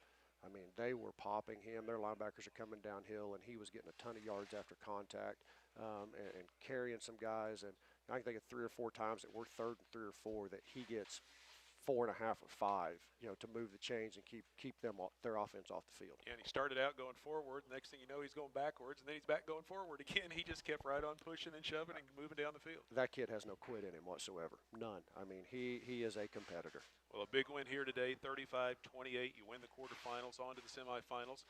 And by virtue of Trinity beating Lutheran St. Charles, you get to host that semifinal game. And like Jeremy and I were talking, 6 of the top 10 teams in the state made it through to the final 8, so everyone's still playing football. It's a very good football team, just like we saw here today. Trinity's going to come to town next Saturday, and they are another very good football team. Yes, they are. You know, be another new opponent for our kids. You know, Trinity's one that, you know, we've heard a lot about in Class 3. You know, they're the defending Class 3 state champion and very, very athletic. You know, I know our kids will be excited to get back to work on Monday and start watching film on them and, you know, putting our game plan in. And I can't think of a better place to spend Thanksgiving Saturday after you got your Black Friday shopping done, get some Christmas shop. Wildcat Stadium next Saturday afternoon, I think it'd be a great place to be. That's exactly right. So we're going to keep our fingers crossed for some good weather like we had today. And unfortunately, Lamar goes down to defeat today in Class 2. So Cassville carrying the Big 8 banner once again. But for I think it's the 10th year out of the last 11 years, a Big 8 team going to the semifinals in Class 3. Well, it just goes to tell you how good football is in Southwest Missouri and in our conference in the Big 8. You know, we've said it for years that if you can make it through our brutal conference schedule and the tough district down there, that team has a chance to make a deep run. And, you know, our kids are the ones that have worked this year and are making that run, and I couldn't be more proud of a group of young men and a group of coaches that have absolutely done a phenomenal job getting these kids ready to play. We know you got a long trip back. You got to get packed up and get out of here. We'll let you go. We appreciate your time stopping by and visiting with us as always. Have a safe trip home, and we'll look forward to catching up with you again next week as you get ready for Trinity. Hey, thanks a lot, Sammy. And I want to throw a huge shout out to Wildcat Nation. What an unbelievable following. 3.5 hours north to Blair Oaks. The stands were packed. It was loud. Shout out to our students who rode a pep bus up here, to our cheerleaders, our band. An awesome atmosphere on a Saturday afternoon. And, Cassville loves football, and we love our community and the support. So, there's so many people I'd like to thank for everything that they've done for us, but most of all, just our fans for what an awesome day. Yeah, they were talking when we were getting up here in the press box this afternoon. Some of the folks was looking across, and they were saying, I think Cassville's going to fill up those bleachers over there. They may not have enough room, and that's exactly what happened. I know our student section was all in front right there on the track. They were loud. We could hear them. I saw people lined down the runways on the track. So, again, I hope they all have safe travels home, and, we'll see you guys next Saturday. Great win, and let's get ready for Trinity. Yeah, Susie and the girls, you all be careful going home. It'll be a little bit longer before I get there, but I love you all very much. Post-game interview with Coach Lance Pardell, again brought to you by the law office of John A. Leewright. They proudly support the Wildcats, and their professional personnel believe in your rights to a fair hearing and representing you with the utmost expertise, integrity, and excellence. Phone 847-2177. That's 847-2177. We'll take a quick break and be back with our post-game awards. And to wrap things up, you're listening to Quarterfinal Football here on the Talent Network.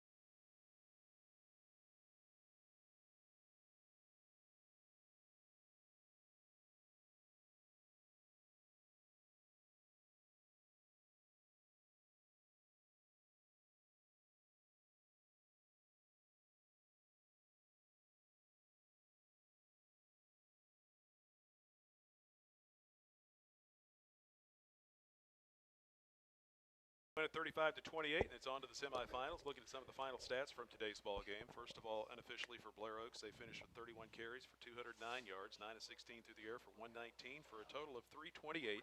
Falcons picked up 16 first downs, did not turn the ball over, where they were penalized 3 times for 20 yards and punted 3 times for a 39-yard average. Cassville 53 carries, 353 yards. 2 of 3 through the air for 42 yards for a total of 395 yards of offense, 19 first downs. They turned it over once on an interception. They were penalized 4 times for 30 yards and punted once for 33 yards. Individual numbers, first of all, for the Falcons, Riley Lentz carried for 85 yards on 13 carries. Dylan Hare had 65 yards on 11 carries and 3 touchdowns. He also threw a touchdown pass to Sam Lubering, who had the 1 catch for 37 yards. Carson Prenger had 4 catches for 51 yards, and it was Jake Klosser 3 catches for 18 on the afternoon. For Cassville, Bowen Preddy unofficially 208 yards on 22 carries and 2 touchdowns. He also had a kickoff return for a score. Zach Kanan unofficially 123 on 20 carries and a touchdown. And Devin Bates had 19 yards on 8 carries and a touchdown. DJ White had 2 catches for 42 yards. And Jericho Ferris 3 carries for 3 yards on the afternoon. So Bowen Preddy, our Wildcat player of the game, with over 300 yards of total offense and 3 touchdowns on the afternoon. He had 208 yards rushing and 2 carries. And then right at 100 yards, a little over 100 yards actually, return yardage. Of course, he had 83 of them on that one that he returned for the touchdown. So Bowen Preddy, our Wildcat player of the game, brought to you by Fast Trip in Cassville. They're located at 104 South Main. Great prices and friendly service is what you'll find at Fast Trip. Stop by today, locally owned by Mike and Anita Carr. Bowen Preddy, our Wildcat player of the game. Yeah, what a game. Explosive plays all over the field, and just great effort by Preddy. Kanan as well. Both of those guys, game plan coming in was, hey, you guys are going to have to be workhorses today. If we're going to win this football game, we've got to be able to run. And between what those two were able to do and the way the offensive line played today, that's exactly what they did. They didn't panic in that third quarter when things, the momentum seemed to shift a little bit.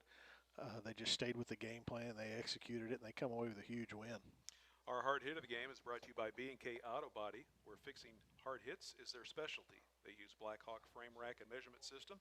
They have free computerized estimates. B&K Auto Body. They also work with all major insurances. Phone 847-3990. We talked about the outstanding offensive game that Zach Kanan had. He also had a big defensive game as well, and he gets our hard hit of the night. Yeah, a lot of Wildcat defenders played well today, but there was, the one that stuck out in our head, just a play where Kanan made a nice read right at the line of scrimmage, able to come in and.